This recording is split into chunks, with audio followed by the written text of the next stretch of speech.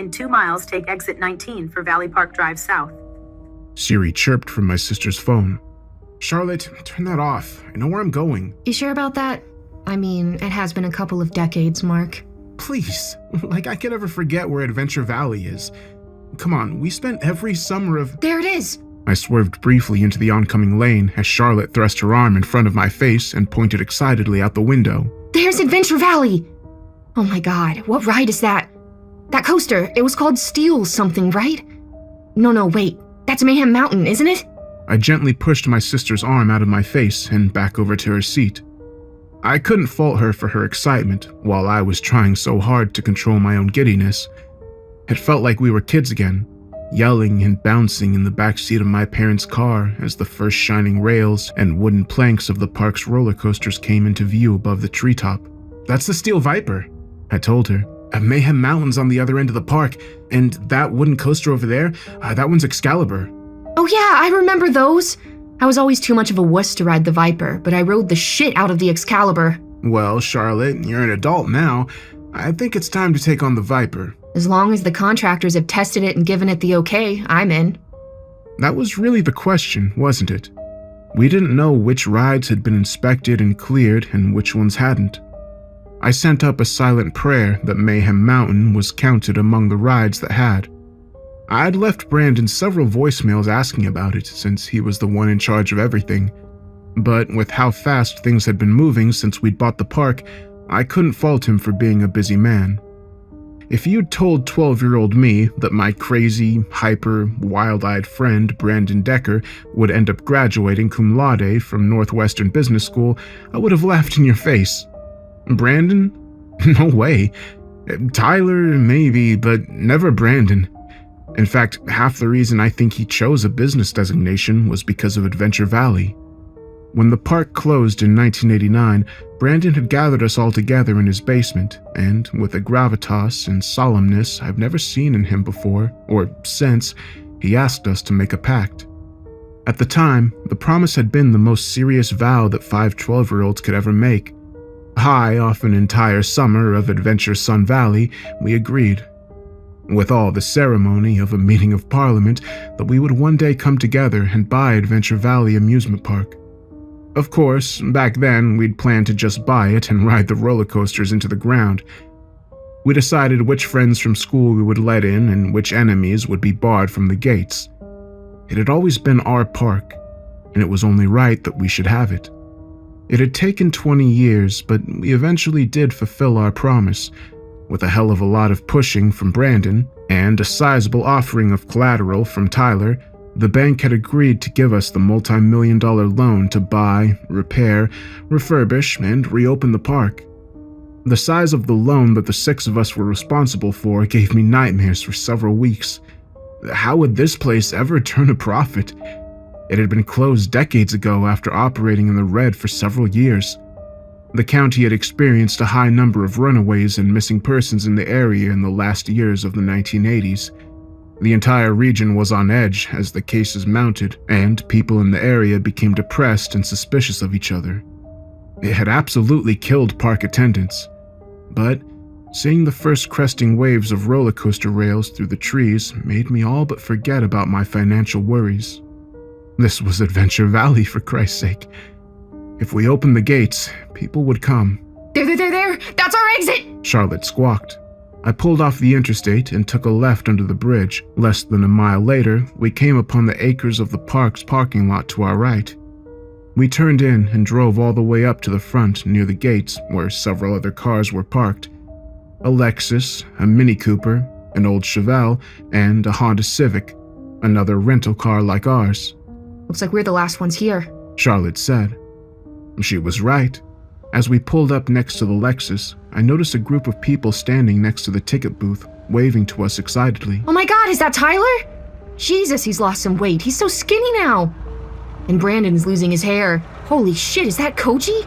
Koji got hot. Calm down, Paris Hilton. These guys are my friends. They're off limits to you. Same rules as when we were teenagers. Besides, half of them are married. Which half? I raised an eyebrow at Charlotte and shook my head in amused bewilderment. My little sister never had outgrown her boy craziness. Wait, Who's that? Charlotte asked as we got out of the car. What? That's Scott. You know Scott. Not Scott. Scott looks exactly the same. The girl next to Scott. Oh. I had put this off so long, but I'd actually forgotten to tell my sister at all. That's Danny, Scott's girlfriend. Danny? As in Danielle Bircher? Well, yeah. My sister gave me such a horrid look that you'd think I'd betrayed her to her death, but it was fleeting and quickly replaced by a sly smile. Fine by me. I'm sure she's not the same person she was in high school. We're all adults now, right? Now come on, let's go.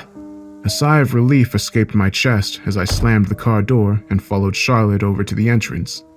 Though I saw most of these guys every year, seeing us all here together, standing at the ticket booths of Adventure Valley, brought me some sort of happiness I hadn't experienced in many years. Mark fucking Lantis. I can't believe it. Tyler had an edgy, commanding voice that probably made his many employers shudder and scatter, but I knew him like a brother, so his bravado just made me laugh. Yeah, can you believe it? I asked as I gave him a hug and a slap on the back. Back at the front gates. 15 a day doesn't seem so ridiculous now. $15 a day, my ass. Brandon said as he shook his head. By my math, it looks like we'll be charging about $65 a day. I'll pay it.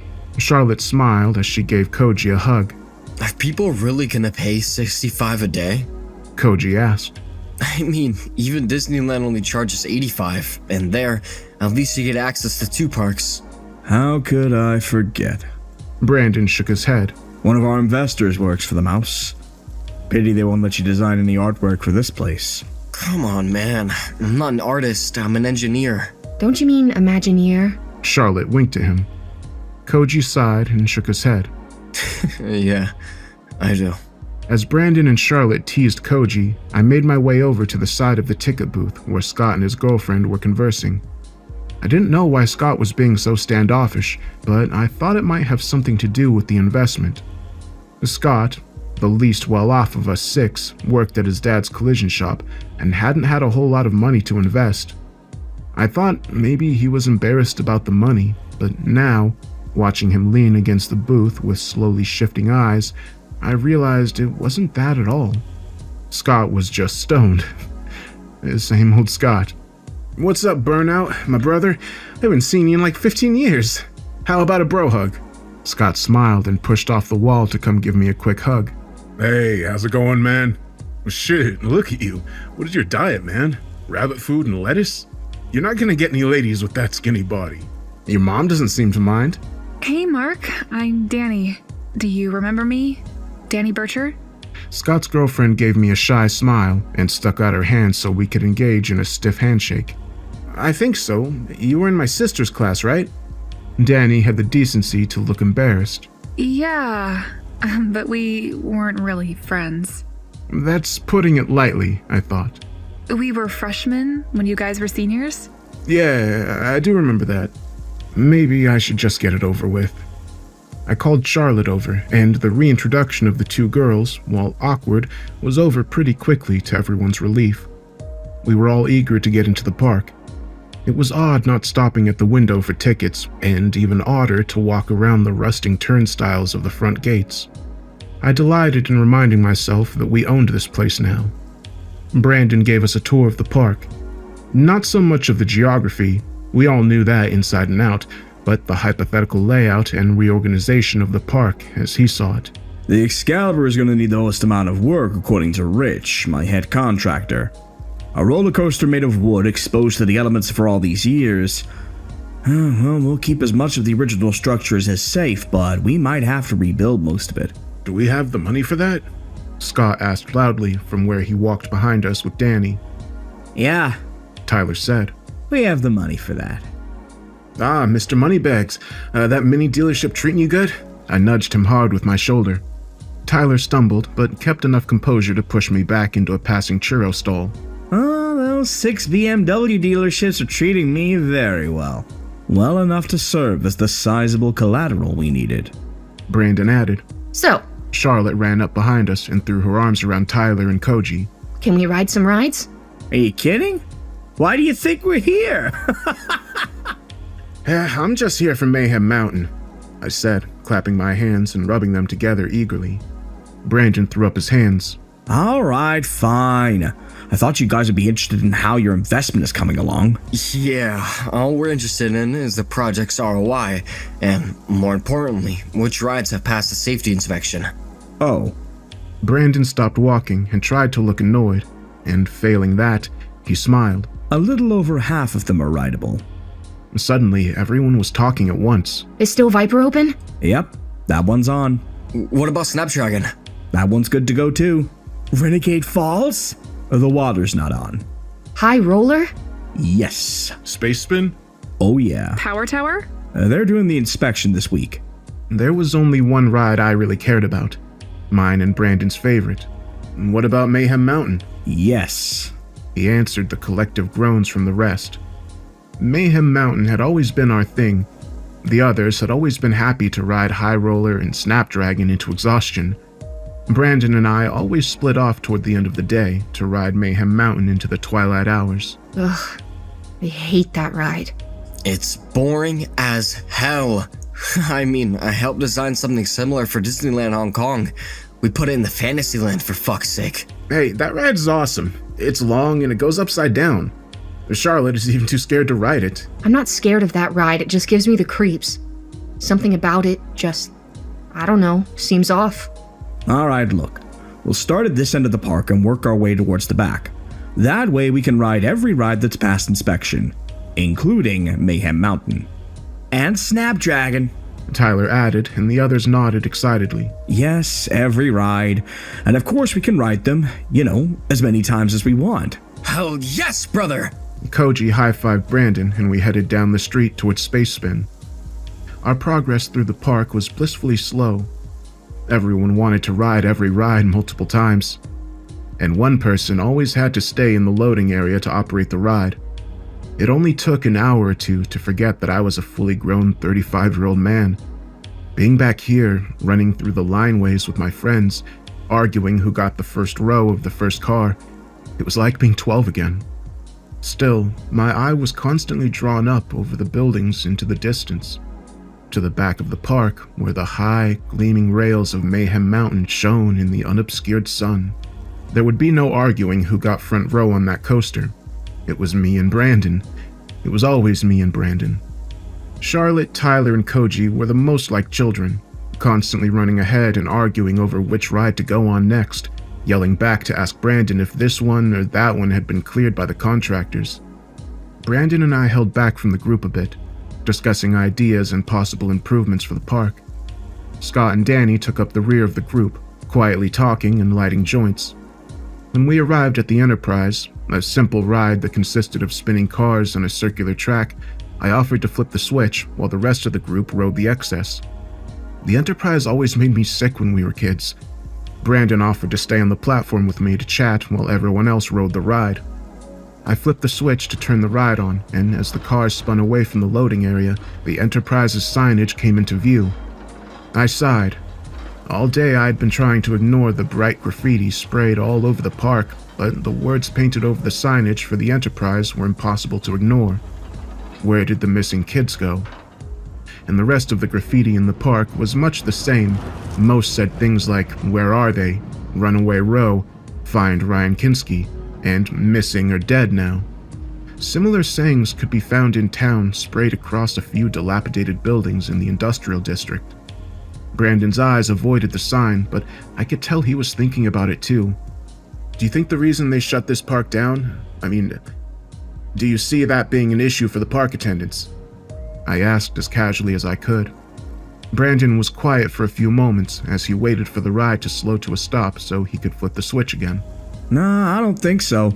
Low attendance issues aren't usually what shut the park down. They aren't? This surprised me. Nope. When we were negotiating the sale at the park, I was given access to the park's financials in the 80s.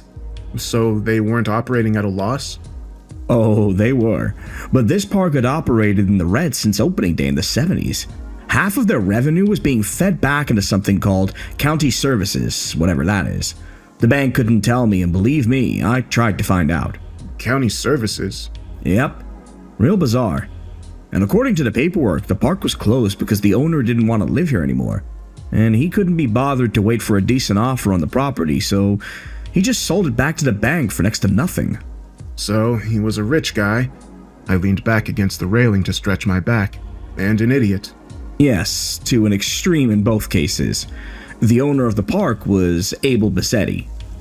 Abel Bassetti? Related to that French billionaire, I'm guessing? Brandon nodded.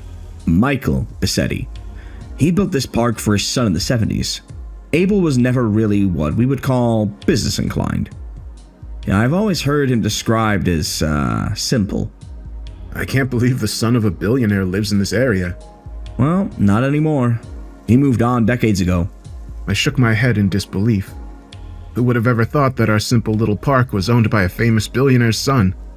Hell, I may even have sat next to him on rides and had no idea. You guys want to go again? Brandon yelled to the others as the ride again came to a stop. I'm ready to move on. Koji yelled back. Anybody else want to ride again? A chorus of groans ensued. It was near 5 o'clock when we finally arrived at Mayhem Mountain. As the sun began to set, a familiar panic and urgency welled up in the pit of my stomach.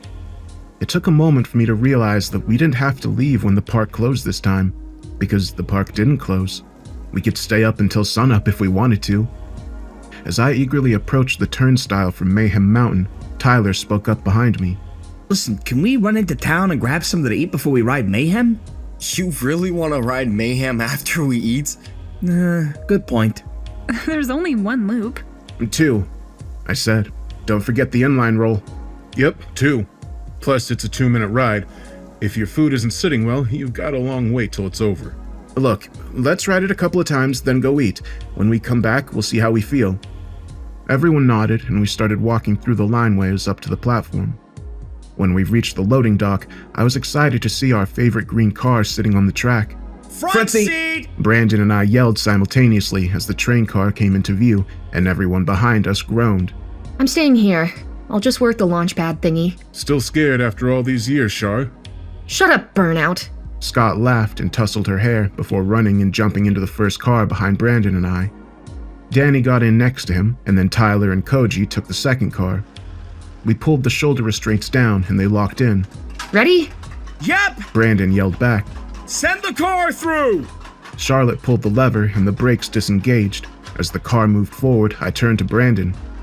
Did we get the green car on purpose?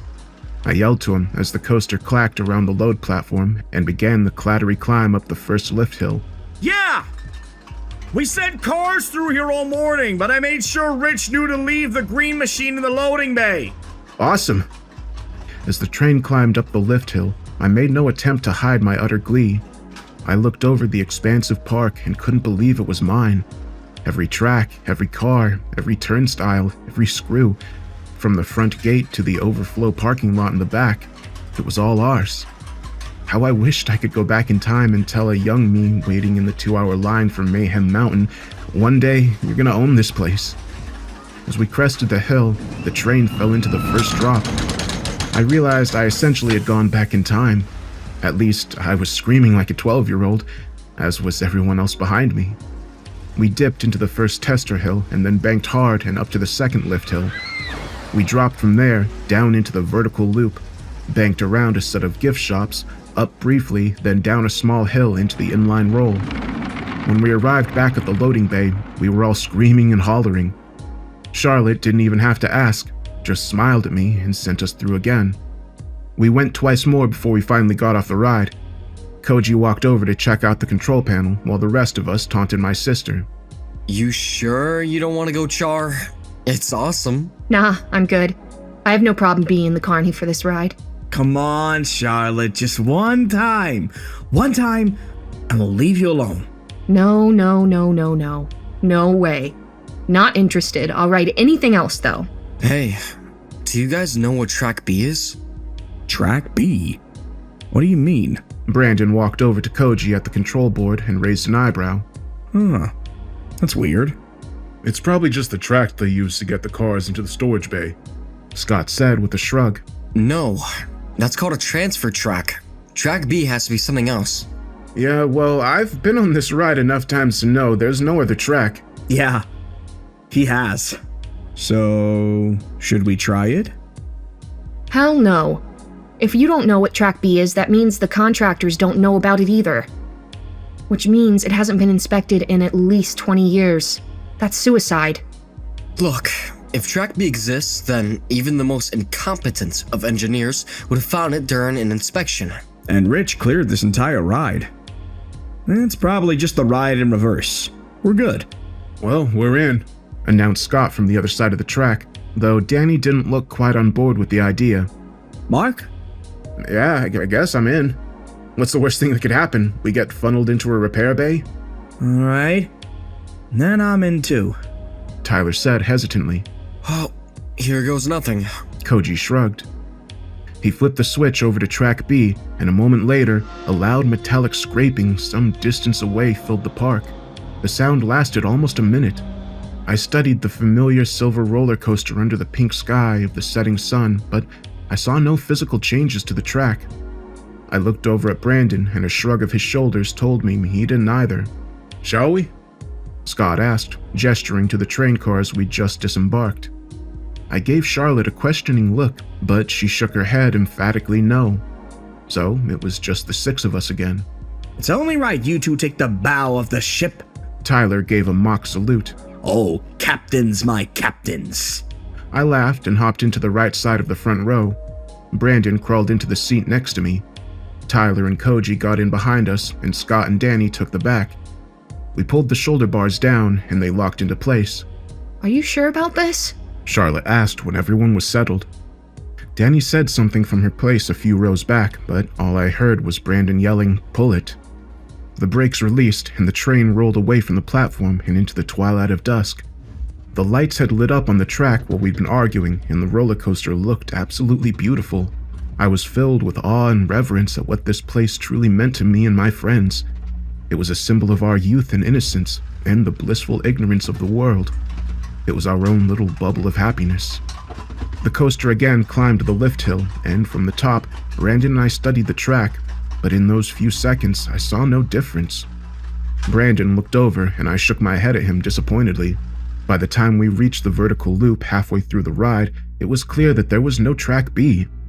But it was hard to be upset because I was still on Mayhem Mountain, and still found it an impossible challenge not to smile. We banked around the now brightly lit gift shops, up the small tester hill, and then back down to the inline roll. Except the inline roll was suddenly above us. We'd missed it. Instead, the track now descended into a large square hole in the ground behind the gift shops, and we were headed directly into it. I was in too much shock to scream or even move. The black hole swallowed us up in an instant, and we descended into complete darkness. I felt a comfortable pressure leave my shoulders and realized that the shoulder bars had been released. I gripped the front ledge of my seat and heard the terrified screams of my friends behind me as the roller coaster suddenly spun into what felt like an inline roll. I was too scared to do anything but hold on for dear life, though some part of my brain registered the G-forces of the roll probably would have been enough to keep me in my seat even if I had let go. Probably. We came out of the inline roll and dropped again, hard. As the roller coaster dropped, the room suddenly lit up around us, and I saw the track below arching up into a light tester hill. As we hit the bottom of the hill, the shoulder bars lowered mechanically. The car went over a small hill and then braked to start up another tall lift hill. I took my first breath since dropping through the ground and looked around, tuning out the screams of Danny and Tyler behind me. We were in what can be described as a cavernous room, and I only assume it stretched to the farthest reaches of the park above. There were lots of vertical loops, high drops, and sharp curves that put the track perpendicular to the ground. Throughout the entire sub-level building, lamps dotted the wall every 30 feet. They put out a dreary yellowed glow far as the eye could see. But many were burnt out, and in parts the track disappeared into darkness. But in the dull yellow edges of the light, I saw something that registered in me a terror beyond death. Far away from us, in a section of shadowy track, I saw the high crest of a peak hill which reached almost to the ceiling of the giant room, and then the track just ended. Suddenly, I felt the horrible reality of the world outside my mind begin to bleed in. Danny was screaming uncontrollably, Tyler was crying, bawling even. Koji was yelling at Brandon, who was looking straight at me, hitting my leg hard and repeating my name. As the cars continued to climb, I finally gave him my attention. I didn't want to be alone with the fear anymore. "What is it?" was all I could think to say. We have to get off this ride! We have to get off this ride, Mark! "I know, man. We're going to die! I know, man!" I yelled as we reached the top of the lift hill and dropped over the other side. I squeezed my eyes shut until I felt the shoulder bars once again release and bit my lip to keep from crying. I opened my eyes and choked as I watched the track ahead of us bend up into a vertical loop. I reached up and tried to pull my shoulder bar down, but it was locked in place. Hang on to the seats!" As we approached the loop, I felt the brakes engaging, slowing the car and a tow cable catch behind my feet. We were being pulled through the loop, but too slowly for gravity to keep us in our seats. As the train began to invert, I felt my feet rise from the floor of the car. My hair fell over my face and I left the seat. I closed my eyes to try to block out the screams of terror from behind me. I concentrated on my death grip on the ledge of my seat as we rounded the track. We remained upside down for what felt like eternity. Finally, the pressure began to ease. My butt dropped back into my seat and my feet to the floor. The white noise subsided from my ears and I heard Koji screaming. Tyler, fuck, he fell out. He fell, he's dead, man, he's dead. He hit the track down there! Brandon yelled at me, wide-eyed and crazy looking. I was finally seeing the Brandon from my youth. The shoulder bars descended again, this time locking in tighter. We came out of the loop and sped up and down several tester hills. I tried to study the track ahead of us as we went through the safer parts. I thought I saw water reflecting off the metal rails somewhere in the distance. Brandon sobbed in his seat. Mark, what are we gonna do? I don't want to die, man. I don't want to die. I don't know what to do. I'm sorry. I'm scared too. We banked around a corner of the room and the shoulder bars released again. This time we dove into a curve that put the side of the train parallel to the ground, and it was a long drop. I gripped the edge of the seat tightly as before, but this time I kept my eyes open and was able to catch Brandon as he began to slip out of his seat. By the time the train righted itself, I couldn't tell who'd been lost. Most of the screaming behind me had turned to loud sobbing or silence. The shoulder bar didn't re-engage, and I felt the car's brakes slow the train again. I didn't have to look to know what was coming next. It was another inverted loop. This one was tall and large, and I could tell we'd be upside down for longer. Someone behind me began screaming again, Danny, I think, as I tried to take measured breaths and position my hurting back under the lip of the seat. Brandon did the same and looked over at me as the car started up the loop with tears streaming down his face. I don't want to die in here, man. I shook my head back at him because I could think of nothing to say. I felt tears leave my eyes as we reached the tipping point of the loop and my feet again left the floor. Before we were even completely upside down, I felt my back begin to slip down the seat. I thought if I lost my grip, I could try to grab for the shoulder bars when I fell out of the car. The car suddenly stopped and I opened my eyes again to see we were completely inverted. I grunted loudly at the pain and immense effort it was taking to keep my grip on the seat. The car started to move again slowly, and I heard Brandon say something behind me. I looked over at him just before he slid out of the car. 1 second he was there next to me, and the next he was falling away from the car. I saw Brandon try to grab the shoulder bar on the way out, but he couldn't keep his grip on it. I watched him fall and saw him break his back on the track below and stop moving. I stared down at him as the car continued moving slowly around the loop, and he stared back up at me, dead or dying. By the time the car hit him on the way out of the loop, he was completely gone. The shoulder bar re-engaged, and we went through a dreadfully long period where nothing happened. We were secured in our seats by the restraints as the coaster spent what felt like several minutes racing over hills, banks, and curves, even an inline roll. Without the adrenaline pumping through my veins, I felt the shock begin to wear off. It was replaced by a panic and fear unlike any I'd ever experienced, and I decided that was the point of this section of the track, to build and facilitate an unbearable fear. I felt the brakes engage finally, and I looked ahead to find the loop we were surely entering, but there was none. We were high, almost to the top of the ceiling, and we slowed to a stop on a straightaway. Directly ahead was a drop, and at the bottom of the hill, a series of 4 different tracks, with a transfer stack just before they split off. Each track had 5 or so feet of color, red, orange, green, and blue, before racing off in different directions. I felt an urgent shaking of my shoulder and turned around to hear what Koji was saying. Which track are we connected to? I looked at the transfer stack. Green. Where does green go? I tried to trace the green track through the building, constantly losing it and finding it again. I wasn't sure, but it seemed to end at the lift hill I'd seen earlier. The hill with no track at the top. It ends at that hill! I yelled back at him and pointed. Danny cried louder. While we were stopped, I rubbed my hurting hands together. As I looked down at them, I noticed something new in the car. At some point, a small, blinking panel had flipped over in the wall of the front of the car. It had 4 colored buttons and an odd analog timer. The timer was so old and damaged that though the numbers were clearly changing, I couldn't see how long we had. We have to choose, I said and explained what I was looking at. Can you see which track ends where? I followed all the tracks as best I could, but the rails circled and slid in between each other. It was hard to tell which track went where. I think the blue track ends in that big pool in the corner. The red track ends in a wall, and the orange just drops into a hole in the floor, like the one we came down here through. I think... There's no way out, dude, said Scott from the second car. His voice was unsettlingly calm. They're just telling us how we're going to die. We can still find a way out of this, I answered quietly, more to myself than him. Choose the pool, Scott said, and I could hear the tears in his voice. I've heard drowning isn't an awful death. I've heard it's calming at the end. No! Choose the hole in the floor! It's possible it drops down into another cavern like this. There might be more track, which means more time to figure out how to live. You don't think we'd be the first to choose that option, do you? And no one that went missing ever came back. There's just more death in that hole. I don't want to die like this. And at least it's a chance. Danny was still whimpering in the back and offered no suggestion. It seemed the decision was up to me, and I had to make it fast. I knew I didn't want to die by dropping off the track.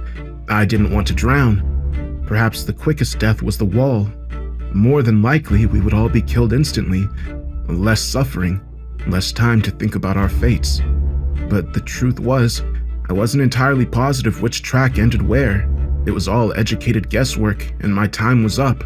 The orange. Let's go down to the second floor, if there is one. Scott and Danny said nothing, and Koji choked out the last words I'd ever hear him say. Please, push it before it chooses for us. Before I could think about it any longer, I pushed the orange button and committed us to whatever death it led to. We heard the metallic scraping of the track transferring below. Once the orange track was securely connected, the brakes on the car released, and the train rolled slowly toward the drop. Danny started screaming again. As we dropped down the hill, I got a better view of the orange track. There was a vertical loop ahead that didn't look as high as the others we'd been through. In fact, it looked like there was a chance the fall wouldn't kill us. And if the shoulder bars disengaged for that loop, we might have a shot at living through this. I yelled back to everyone behind me, "Let yourself fall out of the loop, the one up there!" No one responded to me, which didn't matter because I didn't think I'd have the courage to let go of the seat anyway. We raced along the track, in and out of banks and curves. At one point, we passed along the pool and I looked down. Below the water's surface, the track ended above an even deeper pool. I could see the shadows of several coaster cars at the very bottom. I suddenly felt the brakes engage, and I realized we were coming to a loop. I tested the shoulder bar by pushing on it, but it stayed locked. I was somewhat relieved at that moment to know I wouldn't have to make the decision to fall out now or gamble on the orange track. But suddenly, the restraints released. As we started up the loop, I gripped the lip of the seat tightly and turned my head back to look down. It looked like we were very high, and I only hoped that the ground was the loosely packed dirt that I thought it looked like. I had to choose now, to fall or the hole. I chose to fall. As I began to slide up the seat, I yelled to the others to let go and fall out of the car, and then I closed my eyes and let go. I felt my head crack the shoulder bar on the way out. It wasn't like a slow-motion fall. It was over before I realized that I'd actually let go. One moment I felt intense pain as my head hit the bar, and in the same moment, I realized I was on the ground. I hadn't even had time to realize the possibility of hitting the track below or getting run over by the cars. I opened my eyes in time to watch the cars speed over the track above me. The pain didn't hit me all at once. I had one long, blissful second before I felt it, and then I was in agony. I had hoped my body was so in shock that I wouldn't feel much of the pain, but I felt it all. I concentrated on keeping my eyes open and trying to catalog the damage. There was blood on my clothes, but I didn't know what part of my body it was coming from. I heard screaming as well, but I didn't know if it was in my head or coming from my friends as they approached the end. I didn't want to move, didn't think it was safe to move, but I knew I had to, if only to pull out my phone. With trembling fingers, I pulled the thing from my pocket and brought it to my face, trying to focus on the screen. But it was shattered and refused to even turn on. I threw it away, and then I realized the silence. Their ride had ended. With a great amount of effort, I rolled over onto my stomach and dragged my broken body across the ground toward where I thought I remembered seeing the hole. I crawled for what seemed like an hour, and maybe it was. Sometimes I tried to stand or even kneel, but the pain in my back and ribs was too great. I passed out several times from shock and pain, but eventually I made it to where the track disappeared into the ground. I pulled myself to the ledge and looked down inside the hole. The track ended just below the surface. It was a natural shaft with walls made of rock. I didn't know how deep it went, and I didn't want to. It was a fate I'd only narrowly escaped, but then I thought my friends were down there, and maybe someone survived. "Koji!" My voice echoed loudly down the shaft. No answer. "Scott!" I reached for a nearby screw and dropped it down the hole. It took half a minute to land, and when it did, it was with a tink as it hit something metal. The small sound echoed up the shaft and out into the cavernous room, and I realized this place was built with acoustics in mind. I rolled over onto my back and studied everything I could see from where I was. Staving off my body's desire to pass out again, I felt nothing but numbness when I finally saw what I was looking for. A long, panoramic window in the far wall. I knew what Track B was for, and finally let myself slip away into the darkness. I remember very little of my rescue. There were lots of people in uniform, and my sister yelling, and pain. Lots of pain. I was in and out on the way to the hospital, but I remember I passed through the room behind the window at some point, and from my stretcher, through the chaos, I saw in that room a single chair facing the window. It was covered in a deep layer of dust. I was never visited by anyone official, let alone asked to give a statement. Charlotte stayed by my side at the hospital for months while I recovered. She wouldn't say much about that day, although she finally did tell me something. She said that they wouldn't let her ride with me to the hospital, and that someone offered her a ride. On that drive, she'd been spoken to by 2 people who had convinced her to never speak of what had happened, and to convince me of the same. Whatever they threatened her with had her begging me to agree, and I did at the same time.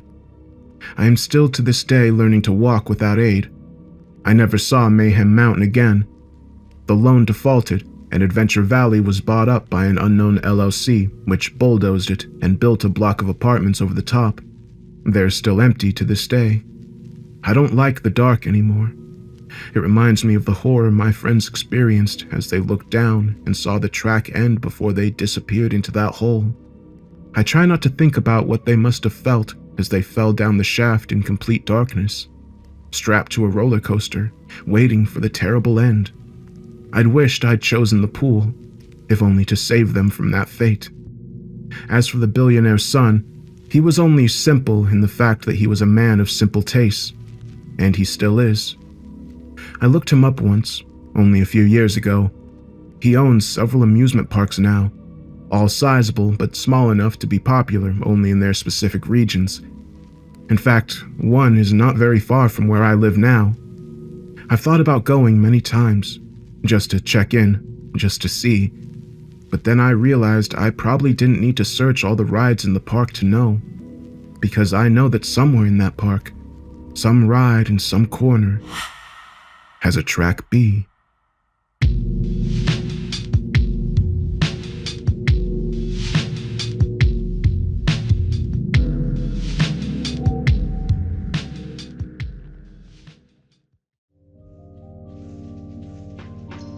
Hey everyone, I hope you're doing well. I'm sorry I've been gone for so long, and I haven't really put out many updates. Things have been a little hectic, and I don't want to get into too many details, but there's just been a few things going on, as well as I've had a bunch of setbacks with stories, and I think I mentioned that in one of the recent compilations, but it just seemed like there was just one thing after another, and it kind of started to make me feel burnt out a little bit, and that definitely played a role in why it's taken me so long to get back on top of things. But yeah, I'm feeling better. I'm excited about some new videos I'm working on. One thing that I am going to do differently going forward is I'm going to not really mention too much about what I'm working on, just because I know that I've setbacks, sometimes things happen, and I know it's really disappointing for me to say, oh, I'm working on this, it'll be done, next week, and then it just doesn't come out. And I want to avoid that in the future, and I'll really only mention projects that are coming out when they're basically done. But yeah, I hope you like the story. This story was by C.K. Walker, who is also the author of Baraska. And something I really liked about the story is how it kind of just felt more like a classic creepypasta, kind of like Abandoned at Disney. And it was really fun to do the sound design for this one because I don't really get to do one very often where there's like roller coasters and stuff. I'm really curious to see what all of you think.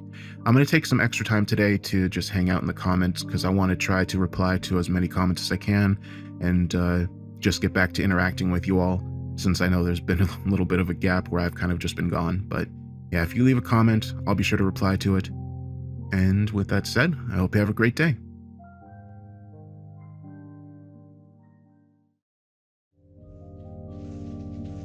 Hello everybody, hope you're doing well. I'm sorry that I haven't really been able to post an update in the last 2 weeks about how I've been doing, but I wanted to give you an update now. So I'm feeling much better. Also, my ferret Topaz, the eye drop regimen that we had her on for her melting ulcer in her eye, it seems to have helped a lot, and it looks like she's going to be able to keep her eye. So that's awesome. I'm really happy about that. This last week and a half, I've been dealing with some issues with my computer and with my mixer. So it's just been like a bunch of things in this last month that have been all happening at the same time and making it really hard to work on stuff. But I've got all that fixed. I'm feeling better. I'm not going to be needing to do the eye drops for my ferret anymore every few hours like I've been doing. As of today, actually, after I post this video, I'm going down for her final vet appointment. But yeah, I'm going to be getting back on normal uploads this week. The next video I'm going to be posting will probably be on Thursday, and it's going to be a story by C.K. Walker, who wrote Baraska, and it's called Mayhem Mountain. And I still have some work I need to do on Baraska. It's kind of been put off with all this other stuff I've been doing, but I'm going to get back on working on that. Since it's such a long project, there are a few other shorter stories I want to get out in the meantime just to kind of get back into the swing of things, but I do still plan to have that up soon. And I just want to say again, thank you all so much for being patient with me while I've been going through this stuff lately. I'm excited to get back into normal uploads, and but for this video today, this is a paranormal compilation. Once I get back into regular uploads this week, you probably won't see nearly as many compilations. I want to get back into just posting singular stories again, and I might do compilations every now and again, but for the most part, going forward, you'll probably mainly only see singular stories like I normally do. And one of the stories in this one is actually in like my top 5 favorite stories of all time. I've mentioned it a few times, so I'm excited to see if any of you can guess what it is in the comments. But with that said, I'll be replying on the comments like I normally am, and I hope you have a great day. I've never really considered myself to be much of an explorer or a particularly brave man. However, that hasn't seemed to stop me from getting into the predicament I'm in now. It was around 3 months ago that my girlfriend of 4 years left me for another man, and she really was the last tether keeping me grounded to any semblance of a social life. Don't get me wrong, I have friends that I love to see, but most live across the Metroplex, about an hour's drive, so it's a rare day when I make the effort to drive out there, and even more rare to have them drive out to see me. Over the past 3 months, I've gone through most of the stages of a breakup: sorrow, self-pity, hopelessness, and anger. But after taking a look at myself, I decided there were a few things I could improve. And although I'm not in a particularly bad shape, I wanted to sculpt my physique to something more attractive to women. This is a problem as I'm a fairly lazy man. Not everything in my life has been handed to me, but I've learned to put the least amount of effort into any and all activities as possible. So, rather than buying a gym membership and taking the 5-minute drive down the road, I decided I'd simply build myself a home workout center and do some ab blasting in my apartment. I only recently moved into this place about a month before my ex left me, sharing a 2-bedroom with absolutely no one. It lies in the far corner of the complex on the 2nd story, and the balcony gives me an excellent view of the enormous soccer fields and the woods beyond that. The only problem is that the landlady lives underneath me, and I learned fairly quickly that the whole home gym setup was a bust, as almost immediately when doing reps with the weights I bought, I heard the crotchety woman banging on the floor with a broom handle, commanding me to keep it down.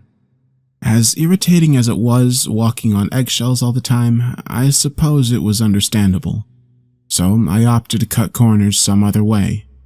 And rather than doing the smart thing and hitting the gym, my eyes turned to the vast fields at my very doorstep. The fields were simply massive, stretching back several hundred yards, surrounded by dense woodland on all sides, other than the front, which faced my apartment, and the equally large parking lot, which was sunken in such a way as to be unseen from the main road that led to it. It was October when I first checked out the fields. I live in Texas, so it doesn't get cold here until December, if at all. So I had plenty of time to get familiar with the area before winter hit. I only went at night, preferably past midnight or even 1 a.m., when the large floodlights were shut down and all the late-night teenagers were done with their shenanigans.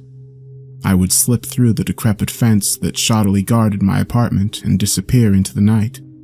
And during this time, I felt amazing, completely uninhibited and alone, just the way I liked it. I would bring out my weights, do laps around the field, and heck, I even brought a few buddies out there once or twice to have some drinks and play soccer once it had cleared out. And although I will admit going out there in the pitch black alone with nothing but the moonlight could be slightly unnerving at times, it was far better than the alternative, at least at first. As my isolation grew, my sleep schedule strayed from the norm, and it wasn't long before I found myself awake at odd hours of the night. Even now, I'm recording this at 2 a.m., and about a week ago was a particularly rough one. After fruitlessly lying in bed for almost an hour and not even feeling my eyelids flutter once, I realized my efforts to fall asleep were futile, and I found myself crawling out of bed at 1 in the morning. It's strange. Many of the times I find myself drawn to the field, it's almost as if I'm not in control of my body, or even my own thoughts. And as I threw on a jacket in preparation for the chilly embrace outside, I glanced outside my bedroom window, finding, to my bemusement, that the floodlights in the field were still on. Because it was so late, I figured one of the workers must have forgot to turn off the lights for the night, and initially thought little of it. I grabbed my phone and headed outside. I was feeling strangely courageous that night, confidently strutting out onto the barren field, dropping off my shirt and jackets near the edge, feeling like the biggest man in the world, and after putting on some music on my phone, I headed to the center of the wasteland, halfway expecting to see someone out there waiting for me. The overpowering luminescence of the floodlights, combined with the sharp contrast of the utter and complete darkness of the forest encompassing it, made for an odd sensation indeed. But I still found myself walking to the center of the field and simply observing my surroundings. In the darkness, in the early hours of the morning, it is easy for one's mind to play tricks on them, and it was not uncommon for me in the past to do a double take over my shoulder whenever I thought I saw a shadow sprinting through the night, only to see a harmless flag or feel a wave of fear crawl up my spine when I heard the rustling behind me, only to discover a plastic bag in the breeze. But this night felt different. The glaring light cast long dark shadows across the field, and as I marched around, cold and alone, with only David Bowie blaring from my phone to keep me company, I felt remarkably uncomfortable. After kicking a soccer ball around the field for less than 5 minutes, a strong gust of wind hit my shirtless body, leaving me shuddering involuntarily, but this was met by a loud clanging sound of metal on metal from the woods at the edge of the field. which halted my shuddering almost immediately as I stood still as a statue, with goosebumps quickly forming up my arms.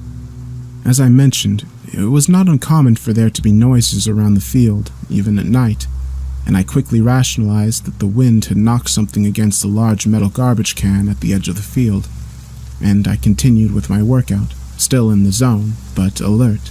David Bowie abruptly shut off, jarring me into glancing at my phone. Damn it, I thought out loud. The battery had died. That's when I heard the clanging noise again, and my head snapped back towards where I perceived the noise to have originated from. I waited several seconds. No wind this time.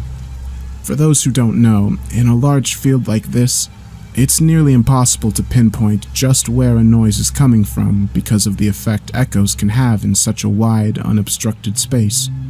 But I had the distinct feeling it was not coming from the garbage can at the other end of the field. I had enough fun for the night.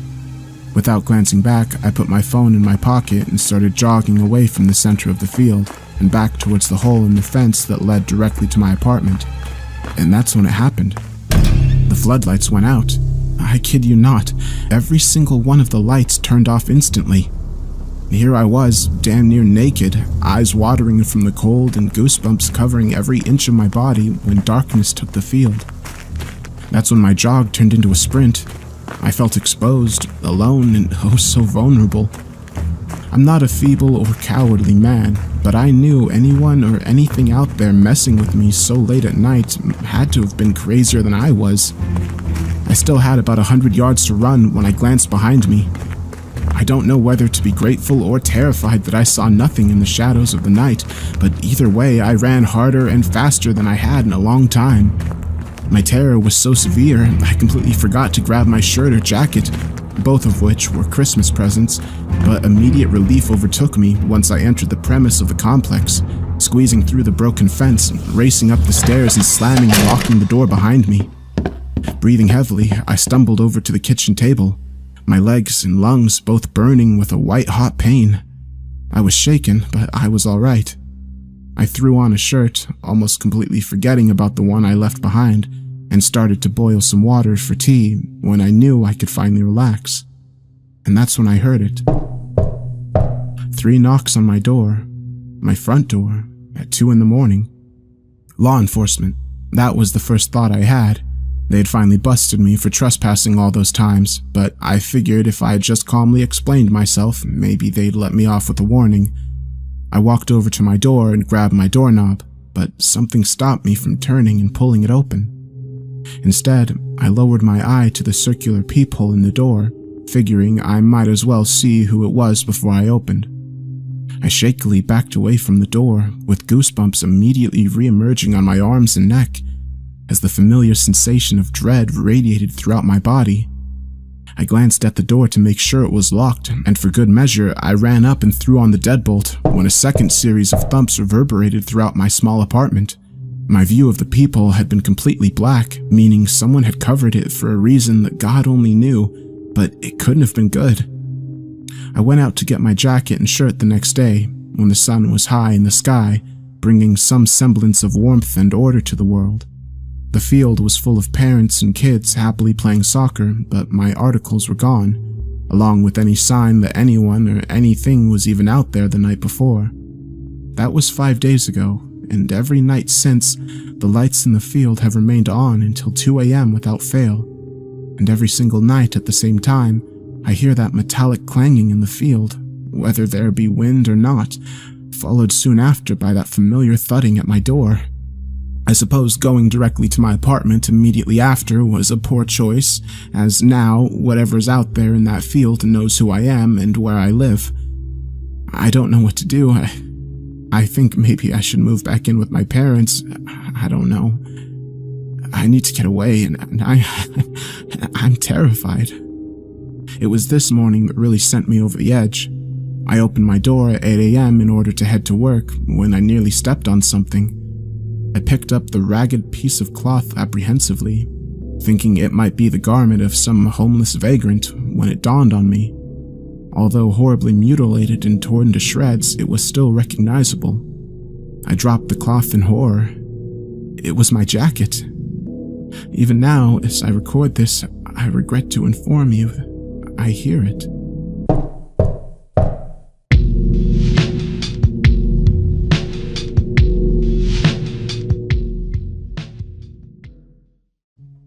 The house sat empty at the top of the hill. Its security lights were a beacon in the night, like a lighthouse alone in the mist, warning ships away from the kiss of sharp shores. The closest neighbor was further away than a man could throw a rock, a fact that didn't appear to be a coincidence. Inside its smooth walls, gray hardwood spread out across an expansive single floor. The leather furniture decorating the space looked like someone's idea of a futuristic catcher's mitt and felt half as cozy, chosen, as was the case for much of the house, for color more than comfort. Doubly so for the tank of tropical fish that shimmered against the far accent wall. Its 40-odd gallons of water sparkled in the dark, cared for by a professional who came out to the house on alternating Tuesdays. Overhead spotlights clicked to life. They were triggered by the abrupt opening of the heavy front door. A burst of cold air was followed into the house by Douglas, the owner. He shut the door just as quickly as it had swung open, his gray, unblinking eyes flecked with bits of blue. 3 hard clacks and the door was locked. 4 beeps and the alarm system was activated. In the kitchen, Douglas stood at the refrigerator and poured himself a glass of water, drinking it down in one gulp, then did the same with a scotch. He was thirsty and had been for some time. His nerves were on fire and needed extinguishing. After another scotch, this one over ice, he drew the blinds and ran the shower until the mirror couldn't be seen. Then he undressed and stepped in. Under the hot water, Douglas kneaded his sore neck like a baker working a tough batch of dough. 3 days now it had been stiff. 3 days of limited movement, of waking in the mornings with a cry. The rub helped, but he knew within 20 minutes of getting out of the shower, his neck would be back to the way it had been before. A masseuse was in order, he thought to himself. One of those cute girls he always passed by at the gym. The thought alone was enough to relax him. The little hairs on the back of his neck suddenly stood up. He felt the unmistakable presence of a man standing just behind him. He rubbed the water from his eyes to catch the intruder in the act, ready to pounce on him in a commotion of fists, but he was alone in the steamy shower.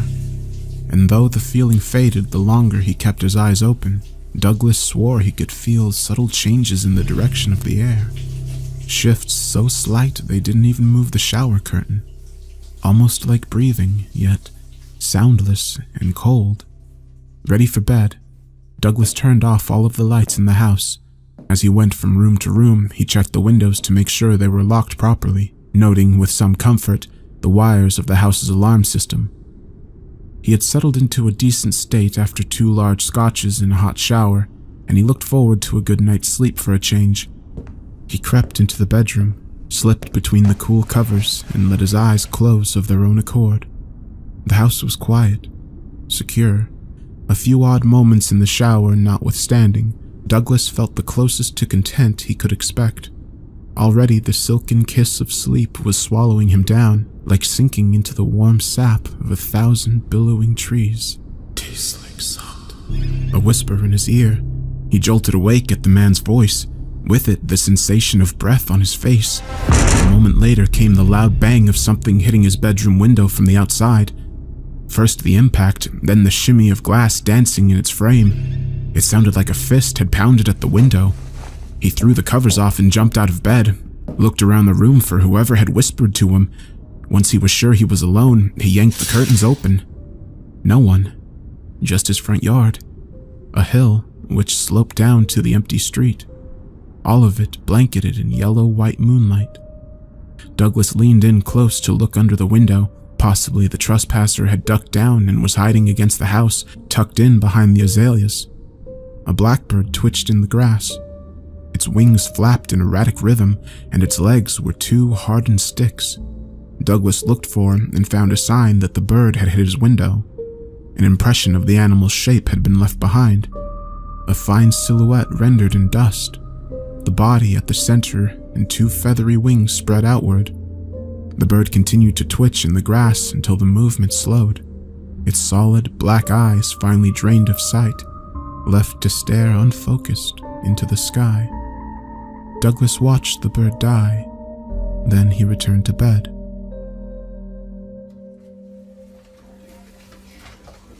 The autumn sun slept behind a coat of clouds. Meanwhile, some people had to work. Douglas stood at the water cooler down the hall from his office, repeatedly refilling and draining a cone-shaped paper cup. He was still thirsty despite a good night's sleep. Each time he drank, he watched the bubbles rise up from somewhere unseen and wobble to the top of the water jug. The sight was hypnotic. At some point, he lost the need to blink. "Hey, what happened to you Friday?" Douglas looked up from the dancing bubbles. Peter from marketing had walked into the break room unnoticed and was eyeing Douglas with light contempt. "What? You were supposed to meet us at McSweeney's," Peter explained, "for drinks on Friday?" "Oh, sorry about that," Douglas managed. As much as he tried to think of an excuse for not going, he couldn't come up with anything sufficient.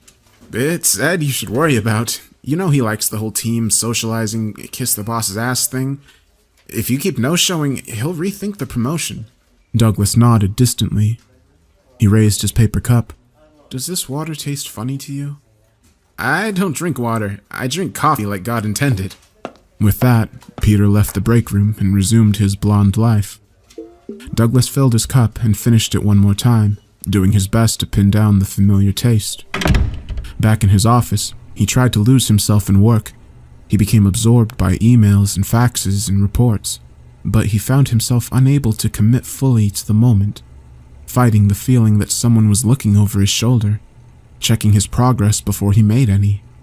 More than once he typed out a word only to delete it, then retype it exactly as it originally appeared. The second guessing put him on edge. Eventually, he gave up the idea of completing the task altogether. He sat back in his chair, rubbed his ears, smoothed his tie, and surveyed the battlefield. Suits glided past his doorway. Somewhere down the hall, a fluorescent bulb sounded out its electric death rattle. On his desk, facing the empty chair opposite him, was a nameplate some grateful client had bought him a few years back. He rarely looked at it anymore, as was the case for any non-functional object that sat on his desk for more than a month. He leaned forward and spun the nameplate to read the inscription. The thin strip of horizontal metal was engraved with his name, Douglas, first name only, and underneath it, in smaller font, it gave the origin of the name. From the Scottish surname Douglas, it read, meaning dark river. Douglas grimaced. He put the nameplate back where he'd found it, this time face down. 2 hours later, after further failed attempts to accomplish something, he left for the day. As he crossed the parking lot, one of his coworkers had her back against her red import with a cigarette burning between her lips. "Hey, Doug. You got a new car?" It's Doug, and it's a loaner," he replied, not bothering to explain himself any further. She watched him pull out of the parking lot and toward the setting sun. She took another long drag of peppermint smoke and wondered what Ed ever saw in him. Douglas drove. Occasionally, he chewed his thumbnail or checked the radio for a good song, but every sound that came out of the speakers grated on him until he decided he no longer liked music. Meanwhile, the dealership mechanic's voice echoed in his crowded head. "That must have been some deer," the man had said, rubbing his gray palms together as he inspected the damage. A flash of scared eyes crossed Douglas's mind, deep points of tear-pooled black. He had said nothing to the man, simply left him to his work. As the night kicked in like a bad pill, he drove past the river which intertwined through the large stretch of land outside the city. It had always served as a checkpoint in his commute, one of the telltale signs of leaving the throngs behind, those streets packed with the rude and the uncaring. Now it signaled something else entirely. The light of 1,000 stars above was snuffed out in its cold waters. He put his foot down on the accelerator and tried to pass the river without making eye contact. A few minutes later, he entered the tunnel which cut beneath the river. It was a hole in the earth 1,300 feet long and 80 feet below the water's surface. The passage was made of steel arches sprayed with concrete and covered by brick. And though it did much for the city and its people, it was a generally unappreciated addition to its history. The tunnel's public perception had been marred early on when a portion of it flooded during construction, killing 3 men and injuring another. The accident caused a political outcry when it came to light that the company building it had cut corners in order to win the cheapest bid. Although that incident had occurred many years earlier, long before Douglas was born, he shared a distaste for that part of his commute. He had never in his life enjoyed being underground, believed it to be unnatural, and he defended the stance to anyone who would hear it. There were signs up today warning of construction, a common sight, and sure enough, as he rounded the bend at the halfway point, he spied flashing lights reflected against the wall, followed by beastly yellow and white vehicles, and finally, men in reflective coats. One of the larger men held up a sign to the drivers which read, "Slow," letting the cars slip past one at a time as he glanced mechanically over his shoulder at one of the construction vehicles backing into place. Just as Douglas was about to make his own pass, the man flipped his sign around to say, "Stop." "Come on," Douglas sighed. The heavy man made his way to the side of the car and signaled for Douglas to lower the window. "Only take a minute," the man declared. "You can't let me past?" He bunched up his thick face and blew out air. "That's what the last guy said, and the guy before that, and the guy before that. What if I gave you $20? Sorry, bud, the tunnel's gotta be fixed. Eventually someone suffers." He turned and reclaimed his spot, watching the vehicle back up as he half-heartedly held up his sign. In the rear view, Douglas noticed there wasn't a single car behind him. He and he alone would have to wait for life to resume. He settled into his seat and watched his tax dollars work against him, though he refused to put the car into park. Somehow, it meant giving up. A minute later, he gave up. He put the car into park and checked his phone. No service. 30 seconds after that, the lights went out. A loud buzz echoed through the tunnel. A buildup of static turned inside out and amplified. Then, the two strips of white lights on either wall near the ceiling snuffed out. The construction crew's generators followed suit, plunging the tunnel and everyone in it into a black as thick as paint. Men shouted in the shadows, and Douglas felt his stomach drop into his pelvis, his fear of a living grave come true. The complete darkness only lasted a few seconds. Yellow emergency lights, small and round, were mounted on the tunnel's ceiling every 50 feet, lending the tunnel their sallow glow. Workers toiled in the faint light, trying to restore power to the tunnel. He felt it again, a presence just behind him. Douglas shut his eyes. He squeezed them so tightly he saw fireworks behind his eyelids and felt a low, deep rumble in his eardrums. He knew there was nothing there, just as there had been nothing in the shower or in the bedroom or even standing over him at work. Nothing was invisible in this world. Everything was real and explainable. This was real life. There were no monsters, only idiots and their fears.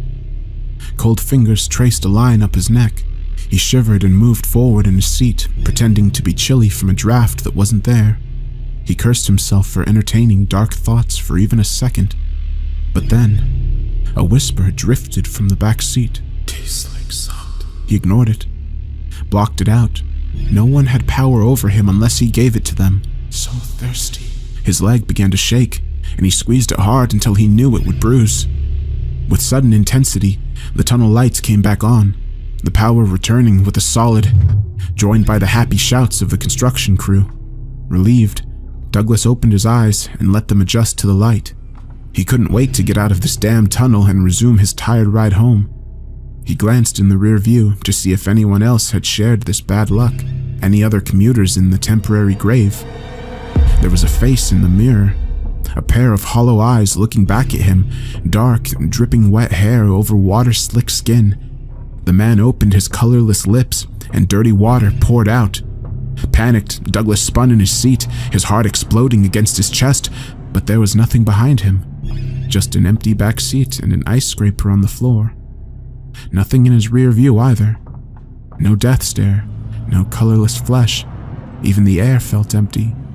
He tried to breathe slow and steady to calm his heart. He became aware of someone outside the car waving their arms at him.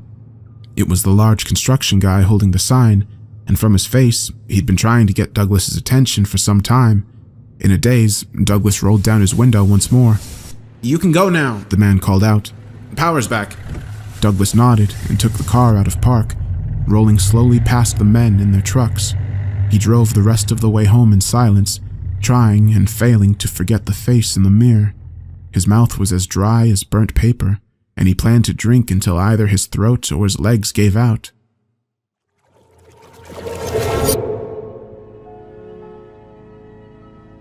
Douglas knew he was dreaming. He walked through a dark field at night. The grass was ankle-high, black as oil, and it stretched to the horizon in windless sway. The dirt beneath his bare feet was black too, like potting soil but not as damp. There was no moon in the sky, nor direction in his heart.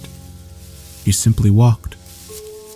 Lifeless dirt between his toes, as birds cawed unseen in the grass. If he strained to see them, he would catch moments of black feathers twitching between the blades, their eyes like voids filled up only with hurt. Douglas stopped. A man lay on the ground ahead, his face buried in the dirt. His clothes were soaked, and a puddle of what he hoped was water had formed around him. Are you okay?" Douglas asked without moving his lips, but the man didn't answer.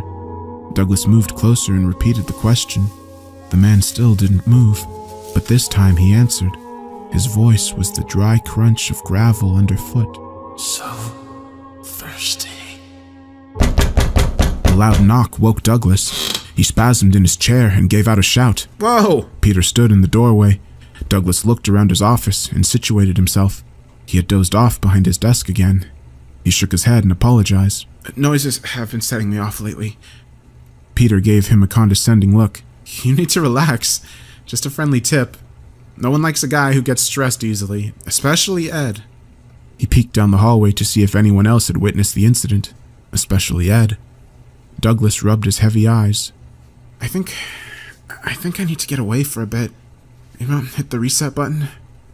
Peter stepped into the office and lowered his voice. "Are you crazy? You can't go on vacation right now. Not with everything going on." I know."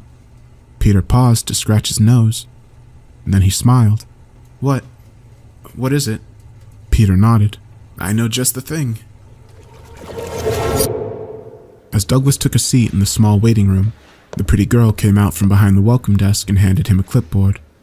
It held a release form, printed on 2 sides of 1 page, and a pen clipped to the top with the place's name on it. "Deep Escape." Standard stuff. The girl said. Not liable for anything, blah, blah, blah. She smiled and returned to her desk, where she kept her phone hidden behind the computer monitor. Douglas filled out the form on autopilot. If you've read one, you've read them all. Meanwhile, Peter's words rang in his head. "Did I ever tell you about my brother? The poor guy came back from Iraq with shell shock. I'm not sure what they do exactly, but it's some kind of isolation. It's no sound, no sight. He said he tripped out a bit at first, but by the end, he felt like he'd slept for a year." Douglas didn't really care what they did, so long as it worked. He was tired of being anxious about being tired. His mind just needed a little break before it broke. There was no such thing as unseen presences or disembodied voices, just the very real effects of stress on the brain. And he knew that he had to treat it in very real ways. He skipped over all the disclaimers and got to the part where he signed on the line. Before long, he was standing in a private room the size of a bedroom, while an attendant explained the white beast in front of him. "When you enter isolation," the young man explained, "you're in the darkest place in the world." The thing was the width of a large bed and twice as high. It was enclosed on all sides, with a slanted front wall where the door was located. The door had a handle on its left side to open. It as well had 2 larger ones on the body to hold while climbing in. The attendant explained everything about the treatment, how to get the most from the experience, which specific parts of the brain it stimulated, but Douglas was only marginally aware of him until he asked if Douglas was ready. Douglas nodded, and with that, the attendant showed him where to hang his clothes and left him alone in the tiled room. Naked, his clothes folded on the small bench, he opened the white beast and stepped inside. The water was set to skin temperature, making the transition an easy one. It was like slipping into a second skin. A friendly hand that welcomed him and took him in safely. A deep voice inside told him not to get in, not to do this, but already the smooth water had won him over. Completely inside, He crouched down low and pulled the small door shut behind him. Dark, true dark, was as unfamiliar to him as it was for most. Accustomed to ambient light as his eyes were, from sun to moon, starlight to streetlight, they struggled to make sense of the complete absence of stimulation. Douglas found the first minute of this new darkness to be dizzying, and he only lay down in the shallow water when he felt comfortable enough to move. He was surprised to find he floated easier than normal, and he seemed to remember the attendant saying something special about the water, which gave it that characteristic. As the shadows settled in around him, the water no longer sloshing against the side of the tank, his ears, too, fought to understand a loss of constant input, followed by his skin. He lost all sense of time passing. Soon his eyes were creating a show for themselves. Flashes of light formed and swirled above him, and he watched them like a child does a fireworks display. A beautiful burst of color exploded before his eyes. At its center, set like a jewel, a tiny dot of black grew until its true shape became clear. An eye opened wide. The black pupil at the center expanded until it overtook the outer colors completely. Surrounded by pure black once again, he was jarred by the deafening sound of impact that filled up his eardrums, like a bird smashing into a bedroom window, like the world come crashing down, and he was pulled into the black, all-encompassing pupil and out the other side where his hand struggled to regain control of the steering wheel. There was a long crack in the windshield, like lightning eating up glass. At one jagged junction, a bit of something black broke up from the broken pane. Douglas watched with detached horror. His body burned with adrenaline and his eyes stung of tears. In a moment, everything had changed, sticking out from the glass, waving in the wind. It was hair. He checked the rear view after swerving noisily a few times. The car had ended up on the side of the road where the river snaked close to the shoulder. There were no other cars on the road, normal for this time of night. He put the car into park, turned the key, and slowly got out. His legs felt uneven, his body unfit for walking, and he came around the front of the car, expecting the worst. A man lay on the ground ahead, his face buried in the dirt. Are you okay?" Douglas called out. No answer. He asked again. This time the man moved his lips. Douglas rushed to him and turned him on his side so he could breathe. He propped the man's head up in his lap. The man breathed. "Relax, it's okay. Help." Holding the man's head, he asked, "How?" Call. His voice cut out painfully. Each word took tremendous effort. "Police." Douglas closed his eyes. After taking a quick shower at home, he poured himself a drink to relax before he went back to McSweeney's. If he called the police now... "Call. I already called them," Douglas said. "We have to sit and wait for them. They told me to wait." The man in his arms began to cough. Douglas asked what he needed. I'm thirsty." Douglas looked over his shoulder and saw how close they were to the edge of the river. The water churned past small, smooth rocks. He tried to lay the man's head down on the grass, but he couldn't find a way to do it that didn't cause the man to scream out in agony. Instead, he carefully dragged him backward, grunting and sweating to the river until his legs were submerged in it. With one hand, he cradled the man's bleeding head from dipping into the river, and with the other, he scooped up cold water and fed it to him. "It tastes like salt," the man complained. It didn't make sense at all. Douglas tried it himself, but tasted only water. It's a river," he said. "It's fresh water." It tastes like salt," the man repeated. He took another sip, looked up at Douglas as he struggled to take a breath. When what? When are they coming?" Douglas paused. "Soon. Just relax." The man's gut rose and fell like waves. You didn't do it." Douglas scooped up more of the water in his palm. Do what?" Call." His hand stopped. The man's wide eyes stared up at him accusingly. Douglas didn't appreciate the look. Of course I called." "Call again." "There's no point. They're already coming." Douglas was starting to get annoyed. The two men locked eyes. They understood each other too well, together in that moment.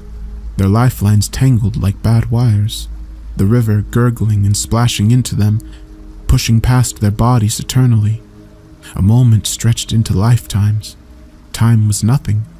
Life had stopped. The man took a great, deep breath, and with the night air loaded in his lungs, he opened his mouth to scream for help. Douglas pushed the man's head under the surface. The scream became bubbles in an ungiving torrent of frigid river water. He wouldn't let this man ruin his life. This stranger who had no business walking along the side of the road at night. The unwelcome weight that hit his bumper and bounced off his windshield. The man who thrashed and swallowed the river with his eyes wide open. His eyes. Douglas opened his eyes. He was in the dark again. Back in the tank. Deep escape. Floating in space. But he wasn't alone. Something was in there with him. Crouched over him. A presence. A sound. A body without a body which had been following him around. Cold fingers shot out and wrapped around his neck, pushed him down underwater. Douglas looked up from dark water to dark sky. Even in perfect pitch, he could make out the face of the man above him. It was no surprise. His lungs and eyes burned. He took in great big mouthfuls of water and noticed, as his vision faded and shook, that it had a strange taste, like the water cooler at work, and he thought back to the attendant who had introduced him to the device he was now drowning in. "In order for you to stay afloat, the water is treated with Epsom," he had said. Epsom. Salt. It tastes like salt. Tight fingers squeezed his throat shut. They turned his vision black, blacker than the water, the dark river that swallowed him down. "You're in the darkest place in the world." Not yet, but soon. All that was left was to give up.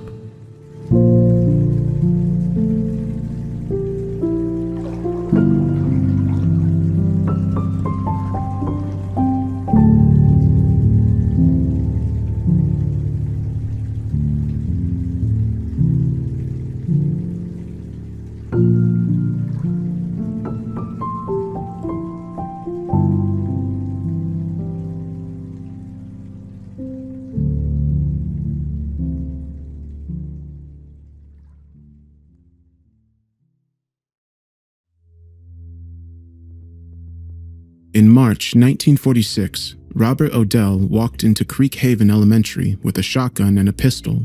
12 children and a math teacher never made it home. Odell was arrested immediately following the massacre after he'd fallen down a flight of stairs. When asked why he had done it, he didn't answer. He just smiled. He was executed within the year. Creek Haven has changed a lot since then. It had been a mining town up until the 70s, when the ore depleted and the residents were forced to move away to find new work. Now it's deserted, left for the woods and the wild to overrun. The buildings still stand, including the school, and ghostly rumors have surrounded the place since it was abandoned. Supposedly, the spirits of the children can be seen in and around the school where they died. I'd heard bits and pieces about it since I was a kid. My dad had been born there, but the family left even before the mines dried up. He had no memory of it. Grandma did, though. She'd spent her whole life there, and she'd been in the school when Odell opened fire. That was one piece of her childhood she never talked about. I was taking a film class, and we'd received an assignment to shoot a mini documentary. I knew right away what I wanted to cover. I decided to interview Grandma first to see what she could tell me about Creek Haven and the supposed hauntings that followed in Odell's wake. "We don't say that name," I recorded her telling me. Even over the tape, I can hear the thin, disapproving lines she'd pressed her lips into. "And you don't want to go there. Terrible memories left it ruined." My voice comes up after a moment of silence. "Do you remember that day?" There's a squeak of a chair as Grandma shifted uncomfortably. "Of course I do. I knew all of the victims. Some had been my friends. You don't forget something like that. Never. Never." After so long, her voice was still raw with pain. I shut the tape off after. Even as a high school kid, I knew there was some things you shouldn't push. After it was done, Grandma got up and walked into the kitchen. She asked me what kind of cookies she should bake for me to take home. I didn't bring up Creek Haven with her again. That didn't push me off the project, though. I recruited my friend Nicole to act as camerawoman, and we picked a date to drive out to Creekhaven. Despite its bloody past, neither of us believed that it was truly haunted. My documentary was meant to cover its history and the birth of an urban legend. I called it The Making of a Ghost Town. It was overcast and humid when we left. Nicole's Jeep's AC was broken, and she spent the 30-minute ride complaining about it. I was too busy focusing on my notes to really notice. I didn't think to look up until she stopped short and my seatbelt caught me as I jerked forward. A barrier had been erected in front of the road leading into Creekhaven. I got out and filmed it and the long strip of potholed pavement behind it. I had Nicole put her four-wheel drive to good use and directed her off-road to go around the flimsy barricade. I held the camera out the window, catching shots of the trees lining the way in and the first glimpses of houses, sagging and in disrepair in the distance. We slowed to a stop when we reached what had once been Main Street. I had dug up old photos of the town over the years, and Nicole and I went through the pile to find the ones that matched the spot we were in. I wanted a montage of then and now comparisons to open the documentary with. So when do we get to the school? Nicole asked. She was eager to get to the haunted part already. Soon. Oh, come on. You know that's the only thing anyone's going to care about. The video's only going to be half an hour. Don't waste your time being artsy-fartsy. The tight, grim set of Grandma's expression crossed my mind as I relented. What was still an open wound for her was schoolwork fodder for us. It was a reminder to treat the subject matter with as much respect as I could manage. We followed a map I'd brought down the bumpy streets toward the school. It was eerie to drive past the sun-bleached buildings still sporting their signs and business names, as if they were just waiting to open their doors again. I kept the camcorder rolling as we turned down Dogwood toward the low stone wall that surrounded the school. It was a 2-story building, red brick and blackened windows. The small parking lot was an empty mess of weeds growing through concrete. Nicole just parked outside the front doors. The glass on one had been shattered, allowing us a view of the corridor beyond. As I started to climb out, Nicole grabbed my arm. Someone's in there.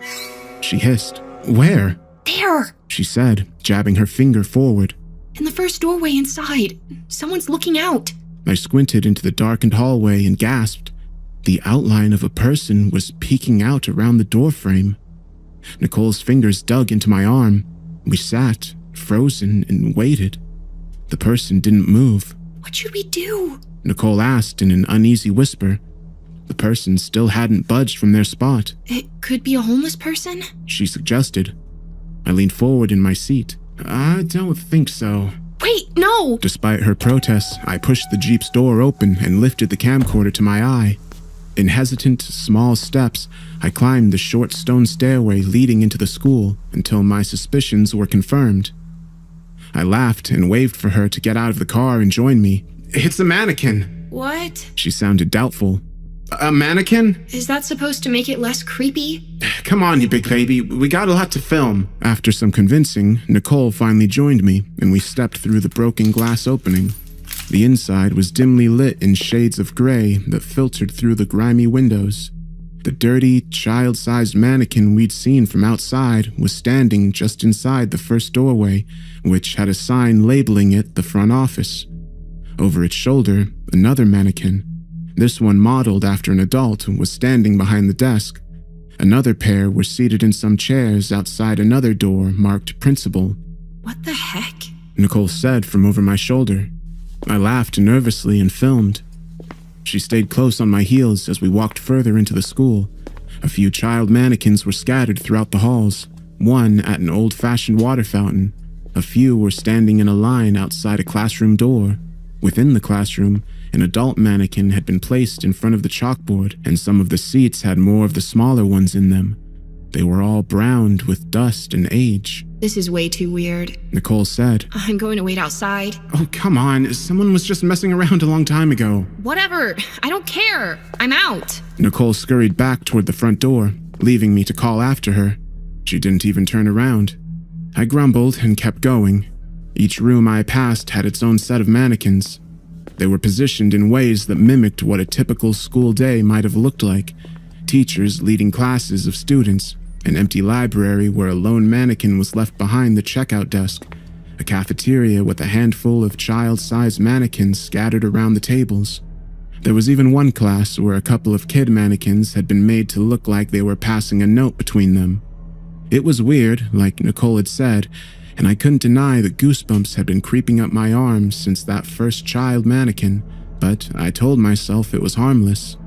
I wasn't a little kid who was going to be scared by some overgrown dolls, not when 30% of my grade depended on it. I walked by faded, torn posters and glanced into every doorway, filming as I went.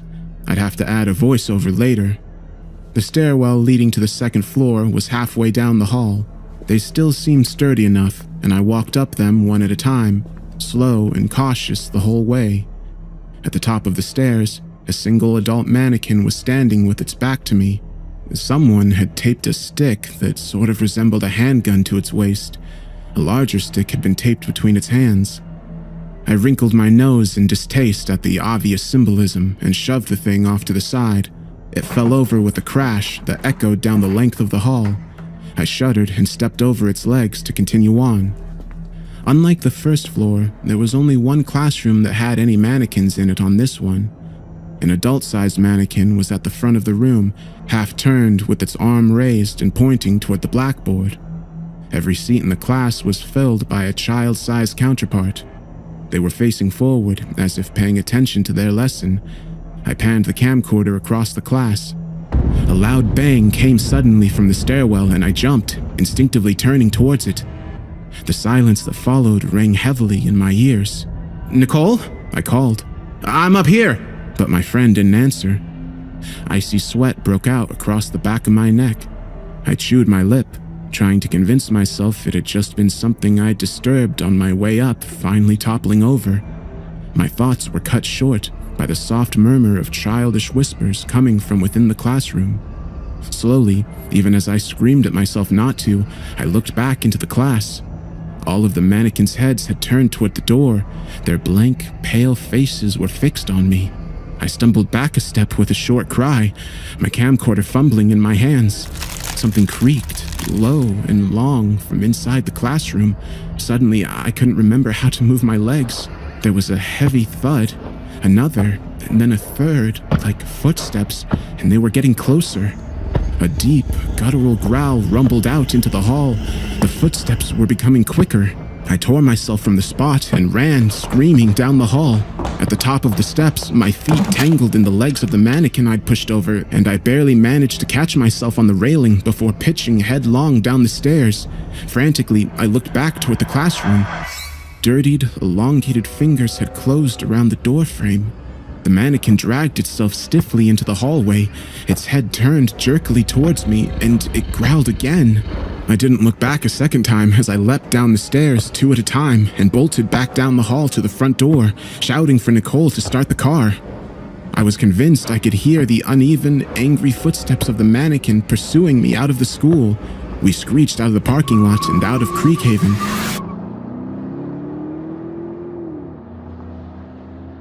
I couldn't bring myself to review the footage until a few days later, when the fear had dwindled a bit and it seemed less real. Nicole didn't want to see it at all. I'm going to have nightmares enough as it is, She'd said after I told her what had happened. I sat at my desk, every light in my room on, and I plugged the camcorder into my computer. I skipped over the initial shots of the town until I got to the elementary school. Seeing the mannequins again made my heartbeat quicken, and I fast-forwarded until I got to the classroom on the second floor. There was a bang which sent the camcorder jumping and off focus. It had come to rest briefly on a plaque outside the door, and I caught the word Parker before the camera was moving again and everything became a blur. The only thing I managed to capture in my desperation to escape was a glimpse of the adult-sized mannequin standing in the hallway as I headed down the stairs. I ended up turning in a documentary on a different, much duller topic, but I kept my footage from the school saved in a hidden folder. Aside from Nicole, I was only brave enough to bring it up with one other person. "Grandma?" I said. "I know you don't like talking about Creekhaven, but did the name Parker mean anything?" Grandma nodded once, a subtle movement. Mr. Parker. He was my math teacher. His classroom had been on the second floor. When Robert Odell began his rampage, Cyrus Parker had been in the middle of a lesson. Students, Grandma included, would later say they didn't know at first what the loud noises that they heard downstairs were. Mr. Parker must have known, but he calmly told them to stay in their seats while he checked it out. The last words he spoke to the children were the same he said every day at the end of class. "Study hard, do your homework, make me proud." He had closed the door behind him. Grandma distinctly remembered the sound of the lock turning into place. The teacher in the next class over had poked her head out when the screaming began from downstairs. She watched Mr. Parker run past her toward a strange man who had just stepped onto the second-floor landing. It wasn't until the shotgun blast that she realized what was happening. Mr. Parker took it in the stomach and he growled. He had jumped onto the shooter and both fell down the stairs. He died lying atop that monster. Grandma looked away and dabbed her eyes. Held him down until there was no life left in him. If he hadn't. She trailed off, and I didn't ask anymore. I don't know who put the mannequins in the school or why. Maybe it was an art project. Maybe it was a planned memorial that never panned out. I've never found an answer. But 13 innocent lives were lost in March of 1946. Since then, it's been said that the ghosts of the children haunt the school grounds. I believe it. And I know they're not alone. I know that Mr. Parker never got to leave either. He remains, watching over those children now the same way he did then. God help anyone who ever tries to harm them again.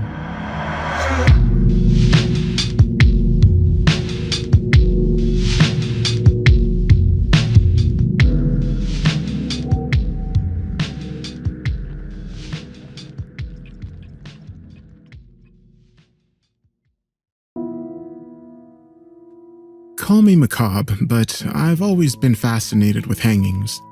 It's not that I want to watch someone die, it's that I enjoy the history surrounding public executions. Every hanging site has its own tale to tell, and there are hundreds to explore across North America, many of which are open to the public. There's this indescribable feel that comes with standing in an old building, knowing that not so long ago, people were climbing over one another to watch criminals die and cheering as it happened.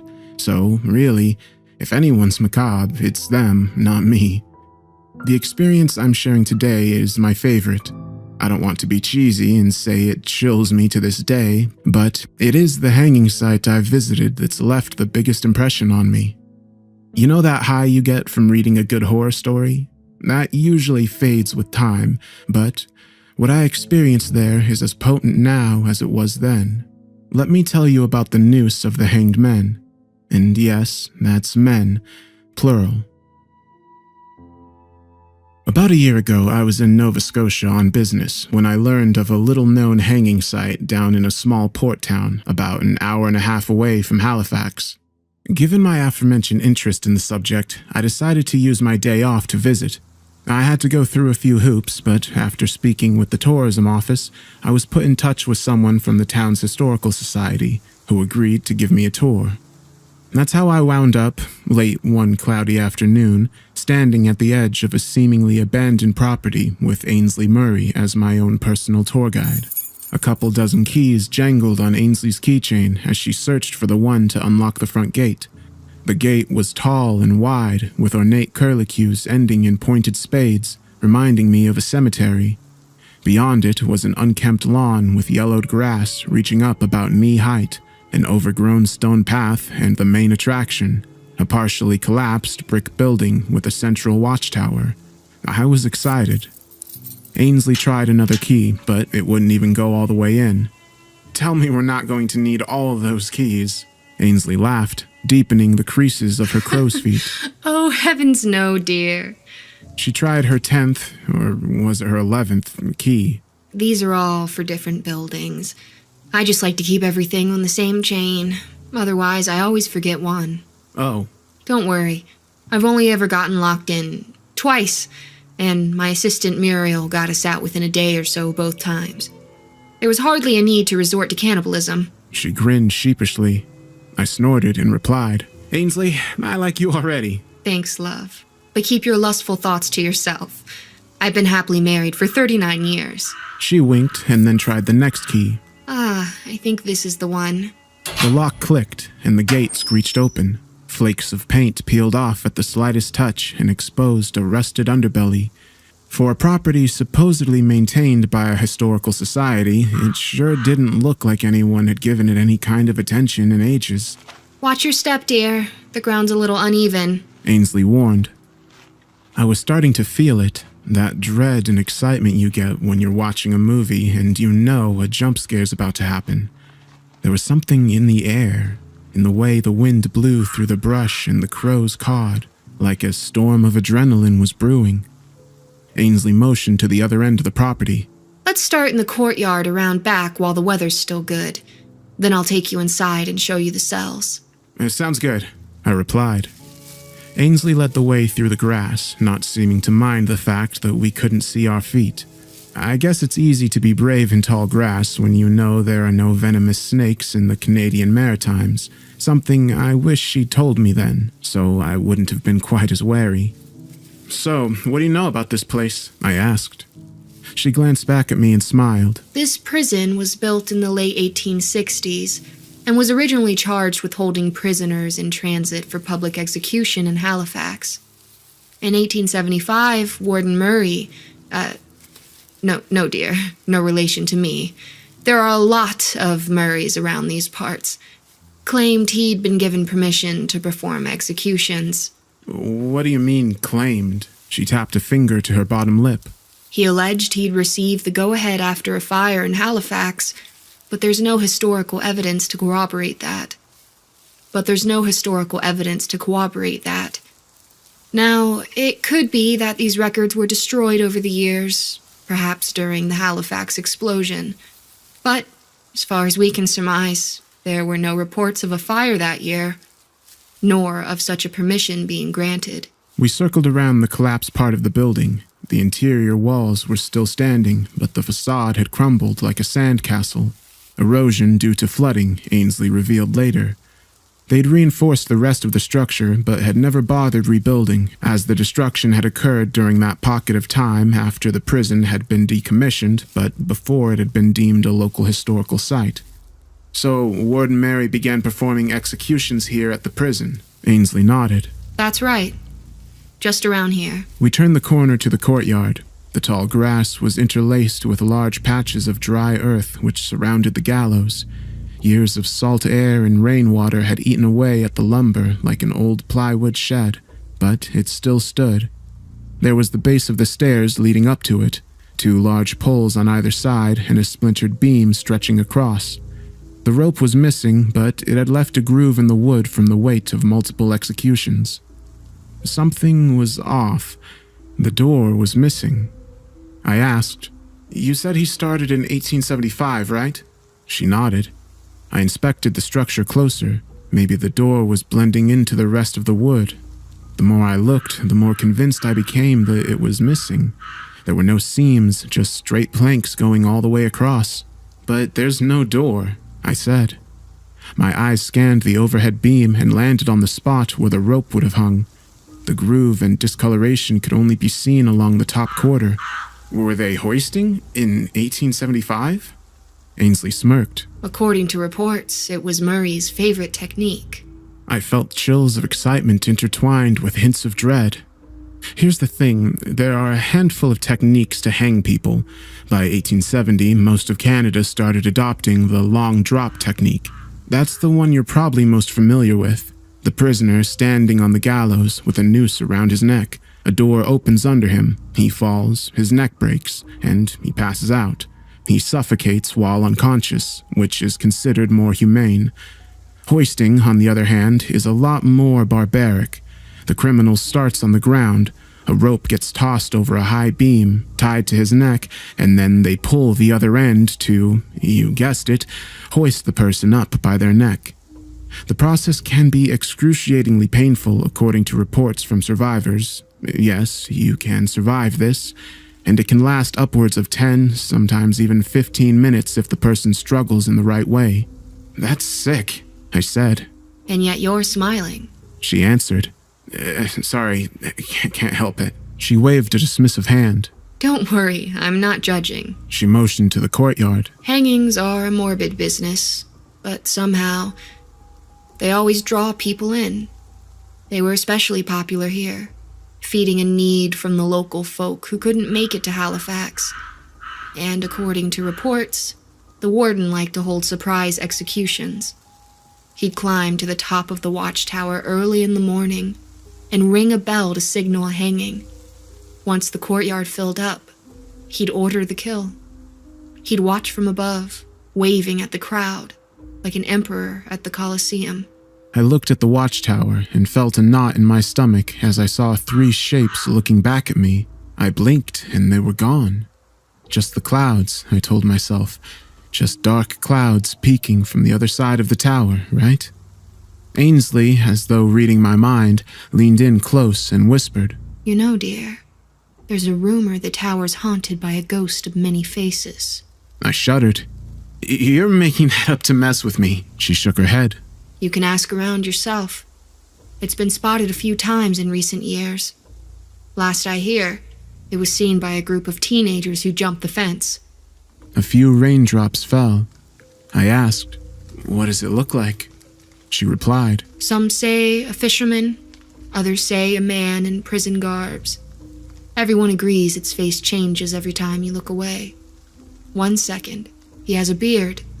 The next, he's bald with a scar across his eye. And so on. See, this kind of stuff, this is why I visit these sites. Does he attack? I asked. She shrugged. Some say those who see it are doomed to hang themselves. Others say it's all a myth. She raised her hands, palms up toward the sky. Starting to rain. Let's head inside, shall we? I nodded.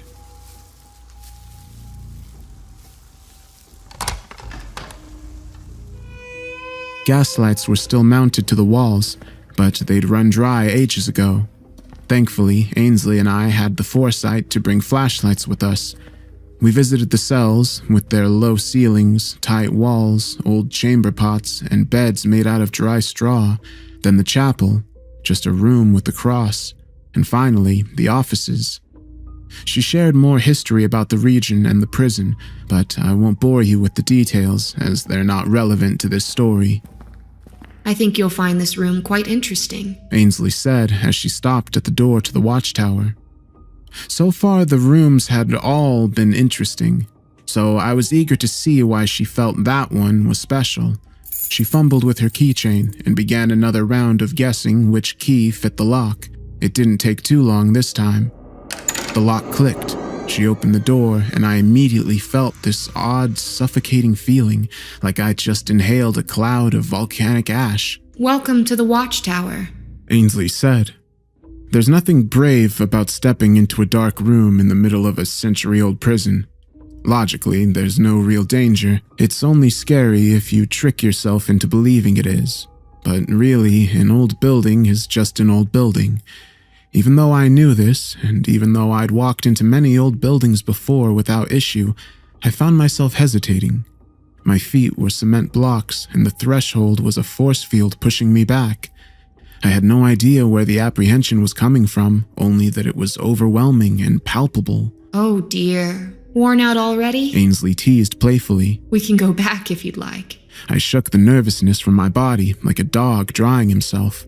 No, sorry. So lost in thought. I lied. I stepped inside and felt a wave of vertigo as I looked up. The watchtower was only about 3 stories high, but the spiral staircase leading up and the way the room narrowed closer to the top made it feel like it stretched as high as a lighthouse. It took me a moment for the lightheadedness to clear and for me to notice the object dangling halfway up. A noose. A very large noose. Squinting, I circled around, trying to figure out if it was a trick of angles or if it really was that large. The more I looked, the less it seemed like an optical illusion. Why? The words caught in my throat. Why is that so big? Ainsley inhaled deeply, as though to scream, but what came out wasn't a scream. It was a story. That, love, is the noose of the hanged men. You see, the key for this tower was actually lost for the longest time. It was only once the Historical Society began looking into the prison that it was discovered in the ruined West Wing, in the warden's office. It's since been moved, but there was a chest here. She pointed to a spot at the foot of the wall. The bricks were brighter than the ones surrounding it. In it, we found the warden's journals. He was She narrowed her eyes. a very sadistic man. I circled around the room again, trying to look at the noose from every angle. There was something captivating about it, like a tire swing of death. Ainsley continued. He was obsessed with figuring out how many people he could hang with a single noose. I blinked. You mean before having to replace the rope? She shook her head. No, not the amount of hangings he could perform, but the amount of people that he could hang at the same time. The statement took my breath away. Hanging more than one person from a single noose at once? Could it even be done? She motioned to her neck. He started big. 10 people. He wrapped the noose around their throats and hoisted. It took 5 guards to lift the weight, but the cord snapped before they could see what would happen. He tried again with 9 people, and this time, the cord held. Unfortunately, with 9 shoulders pushing the heads apart, there were gaps. It was impossible to make the noose tight enough to hold all the heads in. People slipped through the cracks, making room for more people to slip through, until they all did. I tried to imagine what it felt like to stand in a semicircle with 9 other people, and I swear I could feel the rope around my neck. I wondered how it felt to be lifted, certain you and everyone else was about to die, only to slip to freedom. Would it be a relief, or would it be horrific? So he started at 10, then 9, and went down from there? She nodded. He tried 8. Same problem. Then 7, and then 6. His experiments caused some damage. The fewer people being hanged, the longer it took for someone to slip free. It all got worse when his subjects dwindled to 5. Why's that? Well, by 5, he was able to pull all prisoners high into the air before any of them were able to slip out. If you didn't die hanged, you died from the fall. So 5 was the lucky number? It was weird. I felt like we were being watched. I kept looking up at the top of the watchtower, expecting to see someone staring back down at me. No, dear. He wanted people to die from the noose, not the fall. He got stuck on 5 for a while. He was sure it was a question of tying the noose the right way. He was determined to make it work, but he only had a limited amount of prisoners to play with. Warden Murray began collecting people he didn't think would be missed. I winced. What did he do when he ran out? She took a seat on the staircase and glanced up at the noose. The room, despite being exposed to the fresh air from above, felt stale and suffocating. Ainsley said, Warden Murray began collecting people he didn't think would be missed. Homeless people, transients, anyone who didn't have a family or wandered too close to the prison. I rubbed the back of my neck. Damn. Now, this may be unrelated, but I've uncovered reports of whole families going missing around that time. Their belongings untouched as though they'd been taken in the middle of the night. I can't confirm good old Warden Murray was involved, but it is interesting how the timelines match up. Purely conjecture on my part, of course. But how many transients can you kill before you run out? And still, with all that death, none of his 5-person experiments worked. It felt like a boa constrictor was trying to hug my esophagus. Why was the air here so thick? Murray sounds like a sick bastard. My voice was hoarse. I was dehydrated. Ainsley nodded. He was. It took him months to give up on testing the noose on 5 people. He nearly lost it when he went down to 4, and they still got out. To make matters worse, no one survived the fall at 4. At least 5. The first person was sometimes able to make it out with broken legs. At 4, it was hopeless. They could hoist them faster, higher, and the fall was too high. As we talked, the noose above began swinging left to right in the breeze. Ainsley explained. He tried everything. Tightening the rope, speeding up the process, turning heads in every which direction he could try, facing in, facing out, facing the side out, everything. The swinging changed direction. It went forward and back, forward and back. But it never worked. The prisoners would struggle. They'd twist free and splat on the ground. It was alternating now, left to right, forward and back, swinging incessantly. He was a stubborn man. He started binding people by the waist, but it just took one person to slip out of the noose and then splat, all four together. Fear spread through my body in a sudden splash, as though I'd been dropped into a tub of ice water. The noose, the goddamn noose. The rhythm of its swings stopped being so regular. It went right, forward, right, back, left, forward, right, as though being pulled in every direction. I rubbed my neck. I tried to inhale, but there was a weight on my chest. Are you starting to have trouble breathing? Ainsley asked. I gasped. Yeah, how did you know? She pointed up at the rope as she walked to the door. They say men can't stay in this room more than a couple minutes, because there's nowhere in this watchtower the noose can't reach. I can't explain it. I really can't, but I was struck with the fear that she'd leave and lock the door behind her. Her keys were jangling. She had her hand on the door. In my mind's eye, I could see her closing it, but as much as I wanted to run for the exit, I felt this invisible bond wrapped around my throat, holding me in place. Come on, let's get you out of here, she said gently. Her soft voice and kind smile loosened the unseen noose. I was able to jog out of the room, panting for air. She escorted me out, hand on my shoulder. I said nothing until we were outside in the cold rain. The number, I stuttered. What was the number? She held her palms to the sky and closed her eyes, inhaling deeply as though the rain were her lover. The number of people you can hang on a single noose. She looked back at me, her smile never losing its warmth. 3, she said. With 3 heads, there's not enough wiggle room to escape. We left the property and said our goodbyes back in town.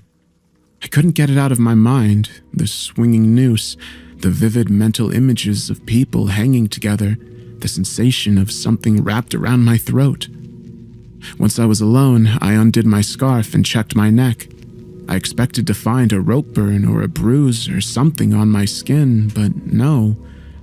On my way back to Halifax, I glanced back at the watchtower. I swear, even through the sheets of rain and dimming daylight, I could see 3 silhouettes staring down at me. I still visit hanging sites. That's probably never going to change. The only thing that changed is every time I see a noose that's even slightly looser than the norm, I remember that little prison in Nova Scotia, and I feel a shot of adrenaline and just the slightest tightening in my throat.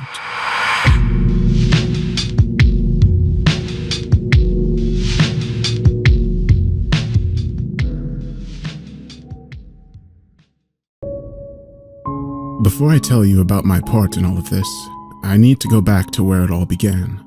My ancestor, Eizo Nakamura, was by all accounts an asshole, but an opportunistic one. Seized the day, the night, and all the bodies that bask under it with their jewelry unprotected, he declared in his journal that fateful night one late summer evening in 1866, bragging about how he'd scored another heist with his brother, Minada Nakamura, that they'd survive the famine and buy all the hookers they could ever want with the leftover sums. Most folks aren't buried in Japan. In fact, 99.8% of them are cremated.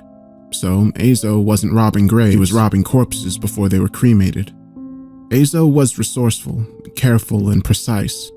He would pick the bodies of those he knew had very few relatives. Minada would pay off the mortician, and they'd ransack the corpse before anyone came to pay their respects. He'd make the excuse that it was to stave off starvation during the Tempo famine of 1833, starting when he was just a boy in Honshu and lasting until he was in his teens. But he continued to steal long after that, which brings us to why we're here today. His greed would ultimately bring ruin upon every male member of the Nakamura bloodline. On the last winter solstice he spent in Japan, now in his late 30s and with a young family, Eizo and Minata resolved to rob the home of a Shinto priest in the region, knowing his young son was riddled with consumption and would soon pass. With distraction plaguing the father's mind, Eizo knew it would be a simple task to rob him blind. The job is easy. We wait in the trees on the night they come to give the young master his rights, and upon their departure, sneak in and claim what we knew he won't miss. He was giddy with excitement. Lord knows his arrogance, given he documented these raids. Sure enough, as documented, the pair lay in wait and watched as the priest's contemporaries filled in one by one and read the poor boy his last rites. The grief-stricken father seeing them out with despair written across his face, clearly too distraught to do themselves. As he thanked them outside, Eizo and Minata snuck around the back and entered the home. When they found the sickly boy laying in his bed and barely breathing, it seemed that Minata felt a pang of guilt and wanted to hold off. "These are the hours of the ox. It's unwise to do this now. Besides," he cast his eyes to the boy, Eizo noting the regret in his eyes. "He's still alive. We can make a scene." Before casting his gaze forward to the priest's safe room, the door slightly ajar and promises of priceless artifacts, donations, and food laying just out of reach. "I wasn't about to let some child not long for this world get in the way of our job. Besides, the sick should give way for the strong, and where this boy is dying, mine was most certainly living. So I did what I had to do. What that turned out to be, it seemed, was suffocating the life out of the child. Eizo reported he thrashed ever so slightly before falling limp, an errant hand the only thing still clasped tightly to Eizo's forearm in the moments following, as if clutching to the last vestige of life he'd ever come to know. To his credit, Minata punched his brother in disgust, questioning if he was even sane to do such a horrific thing, let alone in the hollowed hours between 1 and 3 when the worst could befall them. But the commotion had roused the priest, and within moments he was stood in the doorway, eyes aghast and trembling hands reached out towards the brothers. It was in that moment that Eizo, Minata, and the rest of our lives would be inexorably changed forever. I couldn't tell you exactly what the priest said to them, how his grief-rattled voice shook the very foundation of his home, as if a typhoon were striking the bows with unshackled prejudice, or if Eizo and Minata ever saw justice for their crime. But I can tell you that whatever specifics were discussed drove Eizo to gather his family and leave for the mountains in 1870, cutting off contact with the outside world and becoming fiercely protective of his boy. At night, he would sit by his front door with sword in hand, wait with trembling lips and shaking hands. He wrote in his journal, "They always come in the hours of the ox. They crawl up the foundations of the home and whisper in my ear, sometimes asking me to do terrible things, other times promising me it'll all end if I open the door.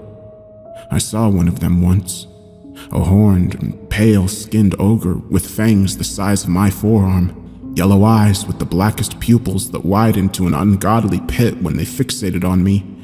The voice constantly stuck between hysterical laughters and the most pained sobs, no different to an animal trying to produce a human mimicry. It cooed for me to step outside and face what I'd done, but I am a coward and I will not abandon my family." Eizo wasn't the only one suffering from these night visits. Minata began thrashing in his sleep every night as his wife struggled to console him. He would flail madly as if fighting off unseen hands, deep lacerations forming on his skin and thick, large bite marks puncturing his soft flesh. Whenever he awoke, sweating, and as if he'd aged some years each night, he would refuse to comment on what happened, save for one phrase: "We should never have gone during the hours of the ox. We deserve what we get." It was on his deathbed a mere 4 years later, only 42 but stricken with white, frail hair and atrophied muscles, that he looked at a spot in the corner and his eyes grew wide, biting his lip to the point of drawing blood. "She's ready for her last meal, it seems. I'm sorry I couldn't stop it." With that, he exhaled deeply, his back arching to the point of snapping before he froze, dead. Eizo lasted a decent while longer, refusing to come to Minata's funeral and effectively shutting out the world save for his family and their small rice farm. He watched his 3 children grow older and, on his eldest son's 29th birthday, told him the truth behind his episodes.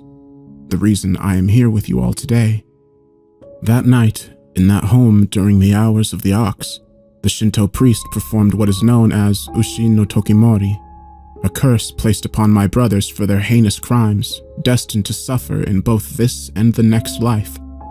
Eizo wept, and the guilt of his actions overcame him as he apologized profusely to his son Tenzen, the young man not understanding why.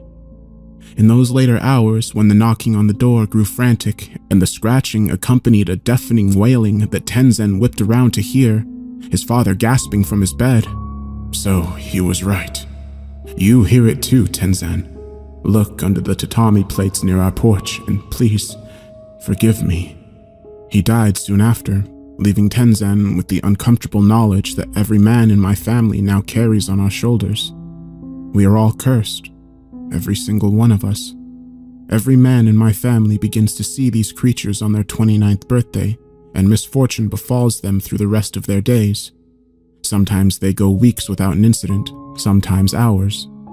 It seems to vary from member to member, but as the generations grew, all the men reported seeing them around the time they reached 29.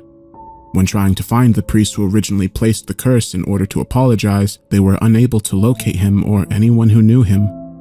The search was ultimately fruitless, and each member of the Nakamura clan dealt with the curse in their own way. Tenzen tried to maintain the property in his father's absence, his younger brother committing suicide the night of his 30th birthday. Now, manic and wild they won't use as me he as stuck a the blade hive. through his belly, right in front of his children. He gurgled, blood seeping through his teeth and staining them a dark coffee red as he fell forward. His son would later report hearing an incessant buzzing in his ear, itchiness on his skin, and bumps appearing over his body that he couldn't get rid of.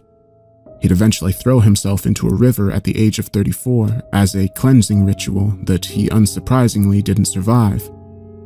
My grandfather, Hiroshi, took his wife and my dad across the ocean and here to the US during the Second World War, declaring a desire to escape the atrocities of the Empire, ply his trade out west and help the British government as a translator, though my grandmother would recount that he secretly hoped the sightings would stop if they were blessed by another priest, and started over in a new land where these yokai could not follow. He was wrong. Within a decade, Hiroshi would be driven to the point of insomnia, refusing to sleep for fear the spindly thing in the gutters would rise out of the drain and claim him. He began scarcely washing, only opting to do so when he could take the bucket into the living room so as to not see into the drain. His son, my dad, Jushin, was obviously concerned seeing his father slowly devolving into nothing more than a husk that babbled on about the rattling of the pipes, the incessant singing that only he could hear emanating from the neighbors above despite living on the top floor, and other maladies that ultimately drove Hiroshi to a heart attack when I was just a boy. I remember the drive home from the funeral. A Shinto burial where we lived is a rare sight, and though my dad and I were more American than we were Japanese, we still upheld tradition, my frail Nana looking at me from her wheelchair and shaking her head as she pointed to me and spoke to my mother. I remember my father's white knuckles as he gripped the steering wheel for dear life and screamed in broken Japanese for something to get out of the way, despite the roads being clear. I remember the car toppling over the embankment and feeling the inertia washing over me as my small body was thrown around like a rag doll, and my dad's promises to fix the passenger seatbelt now coming back to haunt me. I remember the quiet aftermath, soft, pained breaths in the husk of that car as I looked ahead and saw my father's mangled body crawling back to the dashboard, only half of him making the return trip. Theodore, ignore the whispers, he repeated, intersplicing a small chant until his breathing grew shallow and the blue lights blinded him from my vision. He was 31. To the best of my knowledge, he never once displayed the kind of anxiety or distress previous members had shown. I'd even seen my uncle and grandfather in a more weathered state around that time, but my dad, to me at least, seemed immune to it all. Proud of his work and a diligent parent, he always strived to be the best he could. But maybe it was that desire to ignore the fate bestowed upon him that caused his end. So here we are, some 2 decades later, and now my turn. My brother Harry went missing a few years back, though my mother is convinced that it was his wanderlust, and he's probably somewhere in South America stoned out of his mind. but he never took narcotics for fun, always to quell his paranoia of something following him. Harry routinely believed that the stars followed him wherever he went, particularly one that's situated in the east, a sickly magenta and humming, always humming, as he described it, following him wherever he went, rising and growing as he tried to outrun it. I asked him why it terrified him so much when it was so far away, but when his eyes met mine, I understood that there was something else in the sky, something he wouldn't dare to describe, that was after him.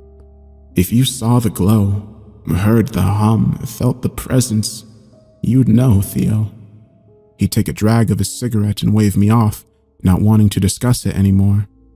He bade us farewell and set off backpacking, telling Mom he needed to find himself, while telling me he hoped the stars wouldn't follow him there, odd as that statement sounded.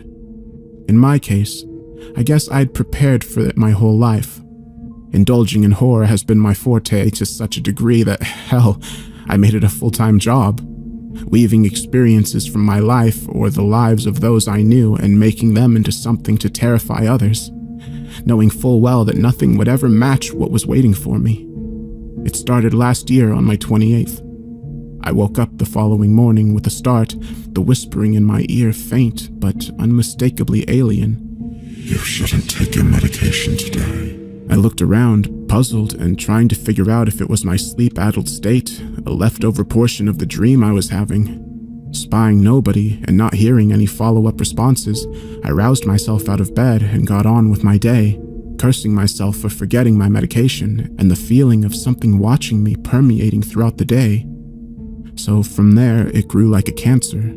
Over the weeks, I would feel something placing icy hands around my neck or my stomach, jolting me and causing me to drop something valuable, stumble over in the street, and once even careen my car into the back of my mom's. With every momentary fright and creeping sense of dread, I could feel this thing grow in confidence and power. I spent the remaining part of 2019 researching our family lineage as best I could, trying desperately to find a way to alleviate the curse, atone for my ancestors' sins, or stave it off. But after numerous overseas calls to our native relatives in Japan and lengthy chats with my Nana, it was to no avail. You can run from it, plead with it, bargain with it, but the curse shall not relent. My Nana rasped, and sadness gripping her old but kind face. I lost my husband and my son to that wretched curse. I couldn't bear to lose you too. I remember taking her hand and smiling, looking up at her to thank her for her kindness, but not seeing the face of my Nana where her head rested. Instead, the most grotesque shape stretched itself over my Nana's skull, hollowed out eye sockets with amorphous shapes undulating in the black pits, layers of rotting flesh stretching over gangrenous muscle tissue and blackened bone, melting with the mold and fungal rot amassing around her head. It cocked its head to me as it grinned. You will never face her again. This is the crushing nature of the curry. I backed away, softly apologizing to my Nana in a cold sweat, my chest tightening and my vision growing blurry. I was having a panic attack. Managing to get to my car, I tried desperately to calm myself down, punching the steering wheel in frustration as my mind shot back to those final moments my dad suffered through. Did he see then what I see now? So it went. The curry kept its promise. First, just with my Nana until she died in the spring, then moving on to my cousins, aunts, uncles, and in July, my mother. I've tried as many excuses as I can muster in order to put off seeing her, but I think with my age rapidly approaching 30, she senses something is off. I finally told my partner about it in the week leading up to my birthday. She tried her best to understand, but when she put her hand on mine and suggested I speak to a therapist, I knew it would always be a barrier she's unable to cross. I couldn't blame her. To the outside world, it must seem as if our family simply has a history of severe mental illness on the male side. Maybe we do. Maybe it's just latent in our minds until we finish maturity in our mid-20s, and the 29th birthday is simply self-fulfilling prophecy. We expect it to happen, so it does. Last week, a few days shy of my birthday, the curry came to me in a dream, draped in a cloak of muscle and guts. It peered from the tip of the cloak to laugh at me. You want to be free, yes? It cooed, my desperation practically palpable at this point. A solid year without proper sleep, communication with my family, or a reason to live? I nodded, tears forming in my eyes at the prospect of freedom. Then go to where your father lost his life.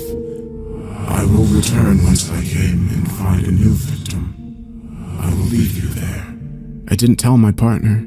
I didn't tell anyone. I left a simple note and an excuse why I had to go, deactivated my social media, and set off for where he had his accident, Roosevelt. To those of you not local, it's a countryside situated 100 miles from the closest city. Sprawling hills and surrounded by nature. It also has many quiet countryside roads with vast open fields, the kind my father lost his life in. As I drove down the dimly lit roads, my sole companion was the Curry, whispering in my ear. Just a little bit further. You'll be there soon. You'll find someone new, and I swear I'll let you go. You never even bore a son. There's no fun when you don't react anymore. Exhaustion, misery, and hunger gripped my soul as I sped up, desperate to get this thing gone. My mind racked with thoughts of how my predecessors had succumbed to other members of this creature's family. How many more would fall? I had cousins. There was still a chance it'd continue.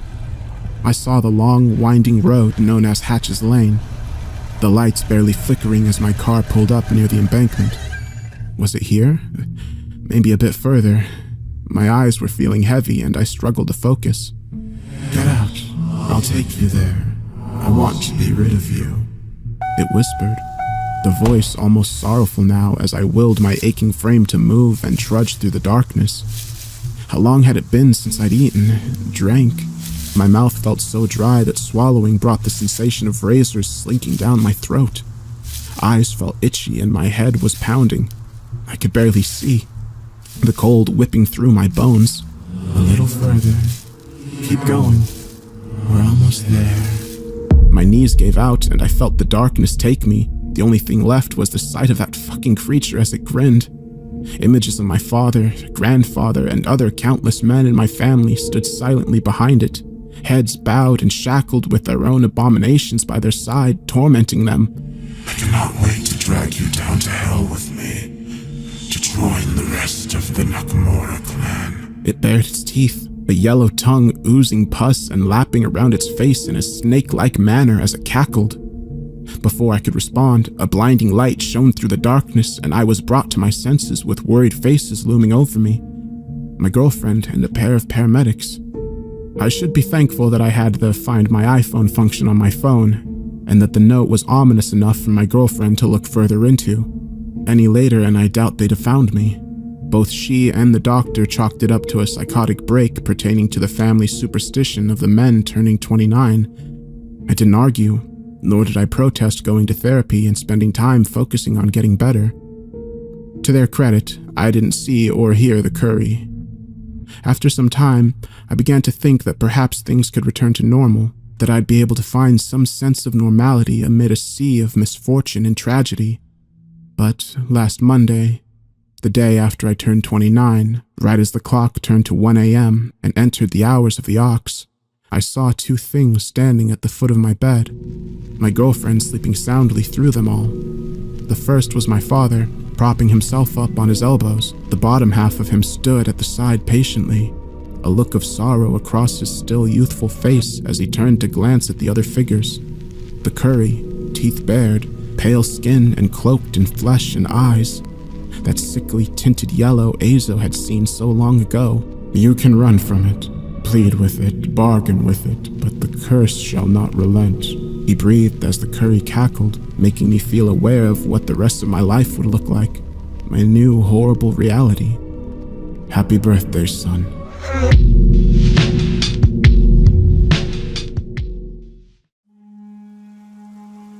They were alive, and yes, so was he. The day we spoke for the first time was cloudy and gray.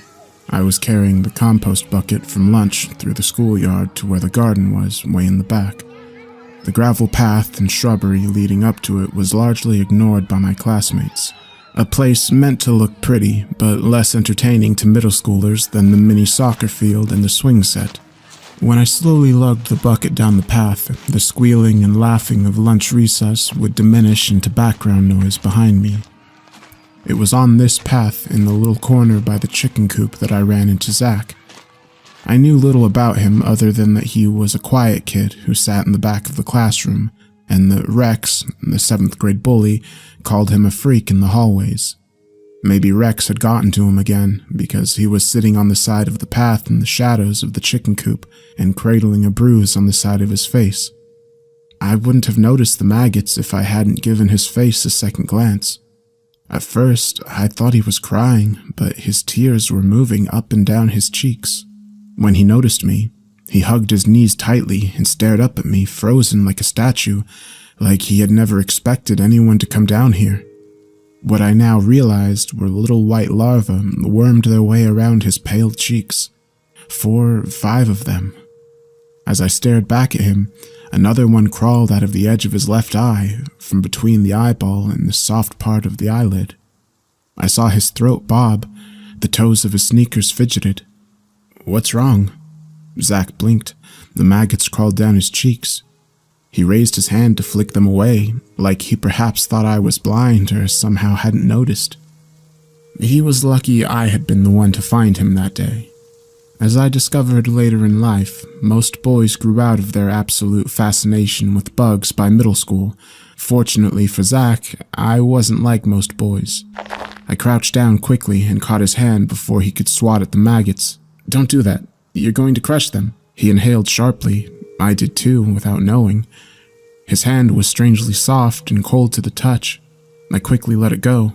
Bugs are living things too." I stammered, then cleared my throat and straightened up. "All life is precious. It's what my dad told me." Zach stared at me, then against all odds, he broke into a small smile. "You're the pastor's son, right?" His voice rustled like a breeze through dry leaves. I had never heard him speak before, or maybe I had just never bothered to listen. "Yeah, you know me? I think I've seen you with him a long time ago." The maggots slowly wormed their way down his cheek and neck. Zach didn't seem bothered by them. If their little winding trails tickled, he didn't show it. I watched, strangely fixated, until the tiny white insects disappeared down his collar. Then I stood up and hefted the compost bucket. "Where are you going?" "To feed the worms," I said, jabbing my thumb at the garden. "Want to come see?"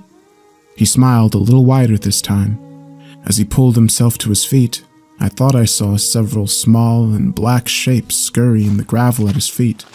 We walked into the garden, opened up the wooden trough of the worm farm, and dumped the bucket into it. The worms poked their slimy heads out of their spongy, earthy-smelling holes and crawled into the leftover salad and apple cores. I put down the empty bucket and watched them with a small sense of pride. "You like bugs too?" Zach said quietly. "Yeah," I replied, closing up the trough again. "Bugs are cool.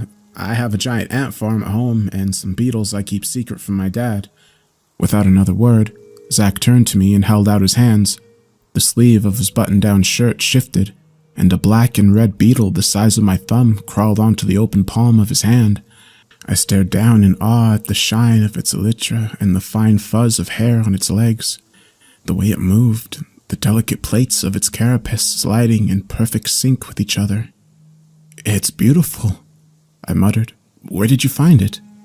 "Bugs are my friends," Zach said simply. He tilted his hand and the beetle climbed up onto his index finger, where it spread its translucent yellow wings and flew away. I waited for him to tell me more, but he turned on his heels in the garden dirt, and that was that. Zach revealed his secrets to me quietly, one by one. We now sat in the dirt behind the chicken coop during lunch recess, tucked away from wandering eyes so that I could watch Zach work his magic. He had been telling the truth. Everything creeping and crawling in the yellow grass and coarse dirt was his friend.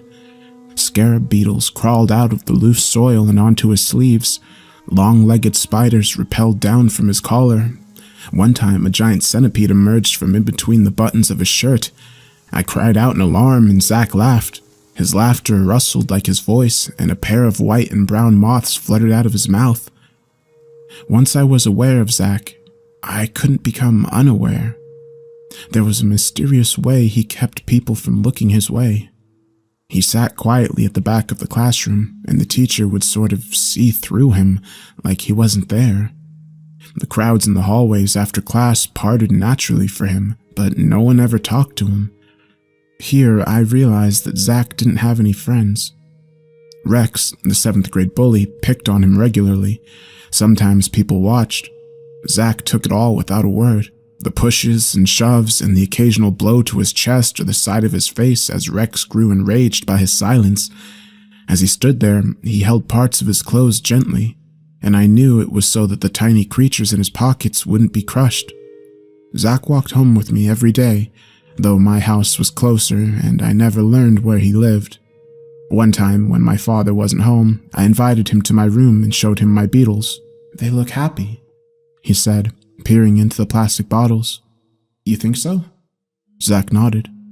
"Bugs are simple. If you give them food and a cozy place to stay, they're happy. If you care about them, they'll be your friend." A millipede crawled along the snug cranny between his hair and the curved back of his ear. I wondered how he could tell my beetles looked so happy. Even as the millipede slowly slithered into his ear like it was burrowing into the ground, that was the only thing I really wondered about Zach. One day after school, he quietly took me to the old town cemetery. I followed him through the yellowed grass until we stopped at the foot of a small granite gravestone. I stepped up beside Zach and read the thin white inscriptions. Zach Wilson, 05/03, 1999, 08/17, 2010.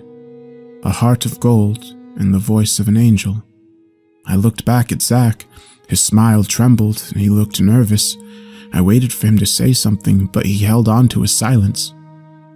"Is that you?" I carefully asked, unable to come up with anything better. He nodded curtly. I reached out and touched his shoulder, just to make sure that I could. The folds of his shirt, the cool skin underneath. Once I was absolutely sure he was there, I let out a small laugh. "Why do you look so nervous?" Zach's eyes fluttered with relief and he smiled again, his real smile. I don't know. For the rest of the afternoon, we sat in the graveyard dirt and played with the roly-poly bugs that crawled on Zach's grave. As the sun dipped and our shadows grew, Zach took in a small breath and began to sing. A gentle chill went through me as I recognized the song, Amazing Grace. If someone told me that was the voice of an angel, I would have believed them. When I went home that day, I waylaid my father on his way to his basement study and asked him where little boys went when they died. Bittersweet smile lines crinkled around his eyes, and he told me that good little boys went to heaven to meet God. I asked him if God ever let the little boys come back home. My father said heaven was their home. That next Monday, Rex the bully wrestled me down to the floor of the hallway for looking at Kate Michaels the wrong way. As the grimy bottom of his shoe ground painfully into my chest, I spotted Zach standing amongst the crowd. He stared down at me and then took a step back as if he anticipated something. The next moment, the hundreds of round black cockroaches swarmed out from underneath the lockers and scurried up Rex's leg. His face blanched and he screamed, and all the kids in the hallway watching us screamed too. Rex kicked his legs and shuddered in his gym shorts and bolted down the hallway sobbing. The swarm of cockroaches streamed after him. Zach peeked his head out from around the lockers and smiled. His eyes glittered with mischief. That evening, as we made dinner, my father asked me where I had gotten the bottom of a shoe-shaped smudge on my shirt. I told him Rex had pushed me down in the hallway. Then I asked if Rex would go to hell for that. My father said he had better seek forgiveness. I should forgive him? It would be very brave of you.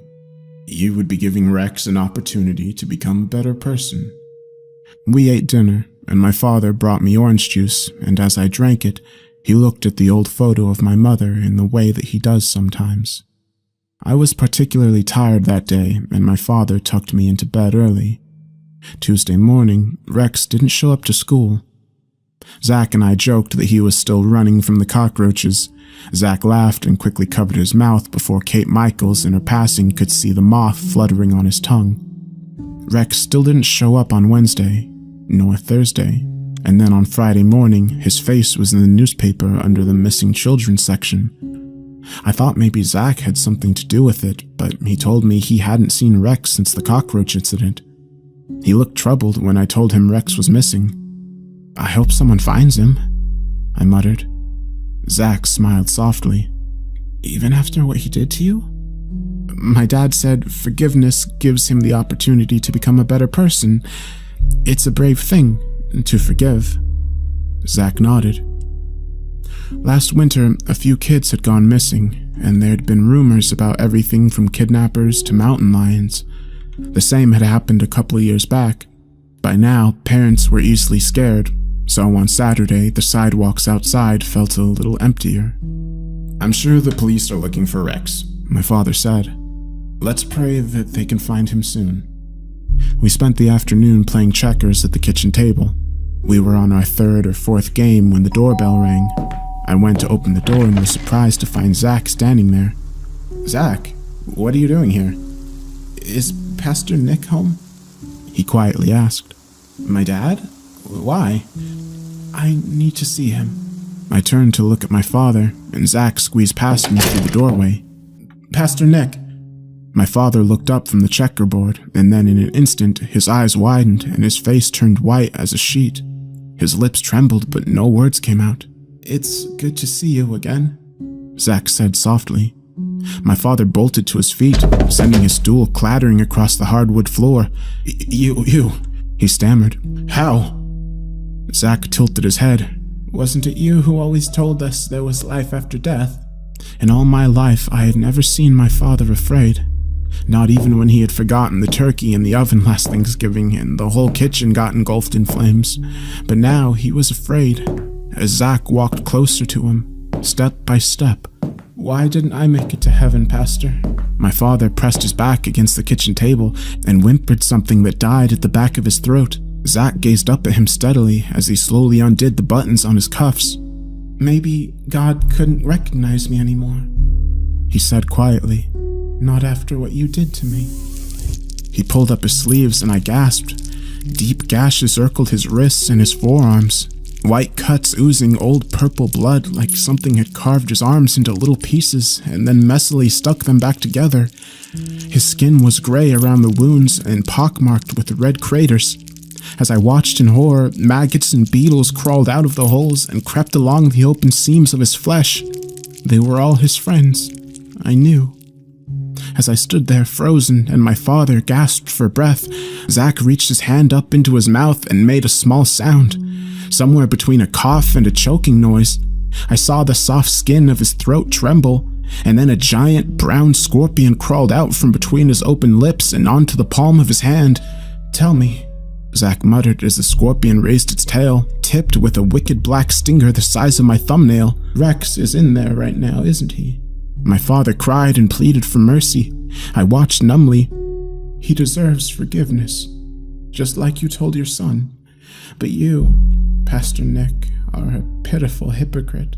He lifted his hand, and the scorpion leapt onto my father. My father screamed and clawed at his shirt, but all that was needed was a single swipe. A flash of the stinger.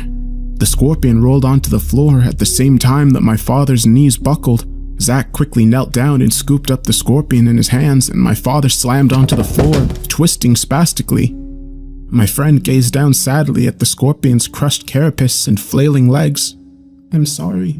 You were so brave." He gently cradled the dying creature and looked up at me. "Rex is in the basement," he said, a sad smile in his eyes. "When you find him, will you let him know that I forgive him too?" I stared down at my father, shivering on the floor with his eyes rolled back in his head, choking and fighting for his breath, as Zach, who slowly slumped back against the kitchen table, closed his eyes. "Zach, it's been nice," he whispered. "It was nice having friends again." The scorpion wriggled weakly in his hands. Zach smiled. The rise and fall of his chest grew shallow and his face began to turn pale.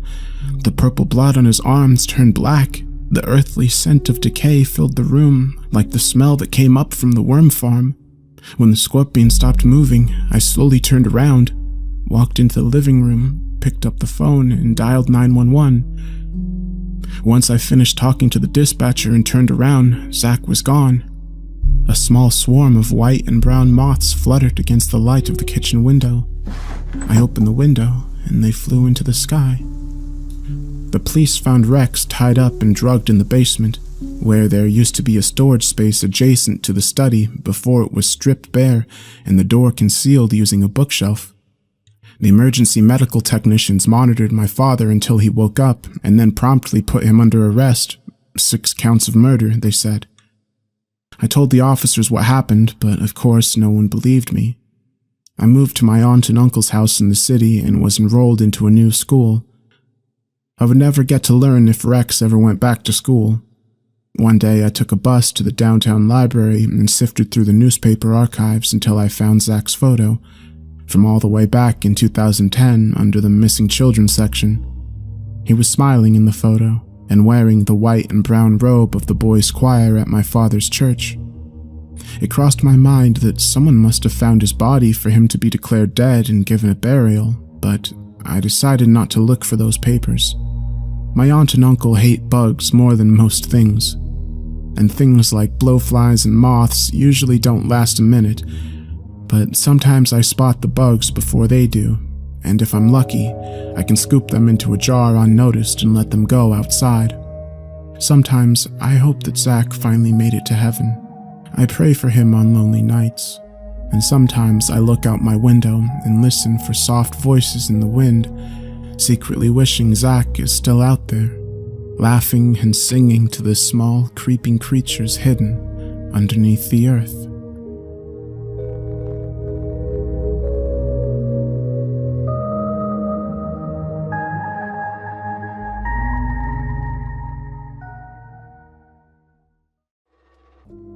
Hey everyone, so I recently put out a new project over on Audible, and it's called Child Roland by Jam Nelson, who also wrote this story. So if you listen to the video and you like the story, and you want to hear more of the author's stuff, I'll leave a link to where you can check out the audiobook as well as the book itself on Amazon. And if you want to help out the channel, be sure to like the video and subscribe, and with that said, enjoy the video.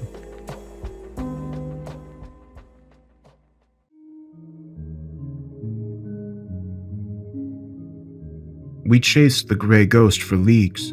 Across open ocean, we pursued her. Once a simple frigate, she'd been captured by a number of cutthroats only 3 nights prior. We should have turned back long ago, but our captain, Pal, insisted we pursue her. His brother commanded that ship, and he refused to leave him to the mercy of the sea. The crew members of the Harpy knew better, for during the night before, we'd seen the dead floating amongst wreckage and low-glowing embers of another ship that we knew.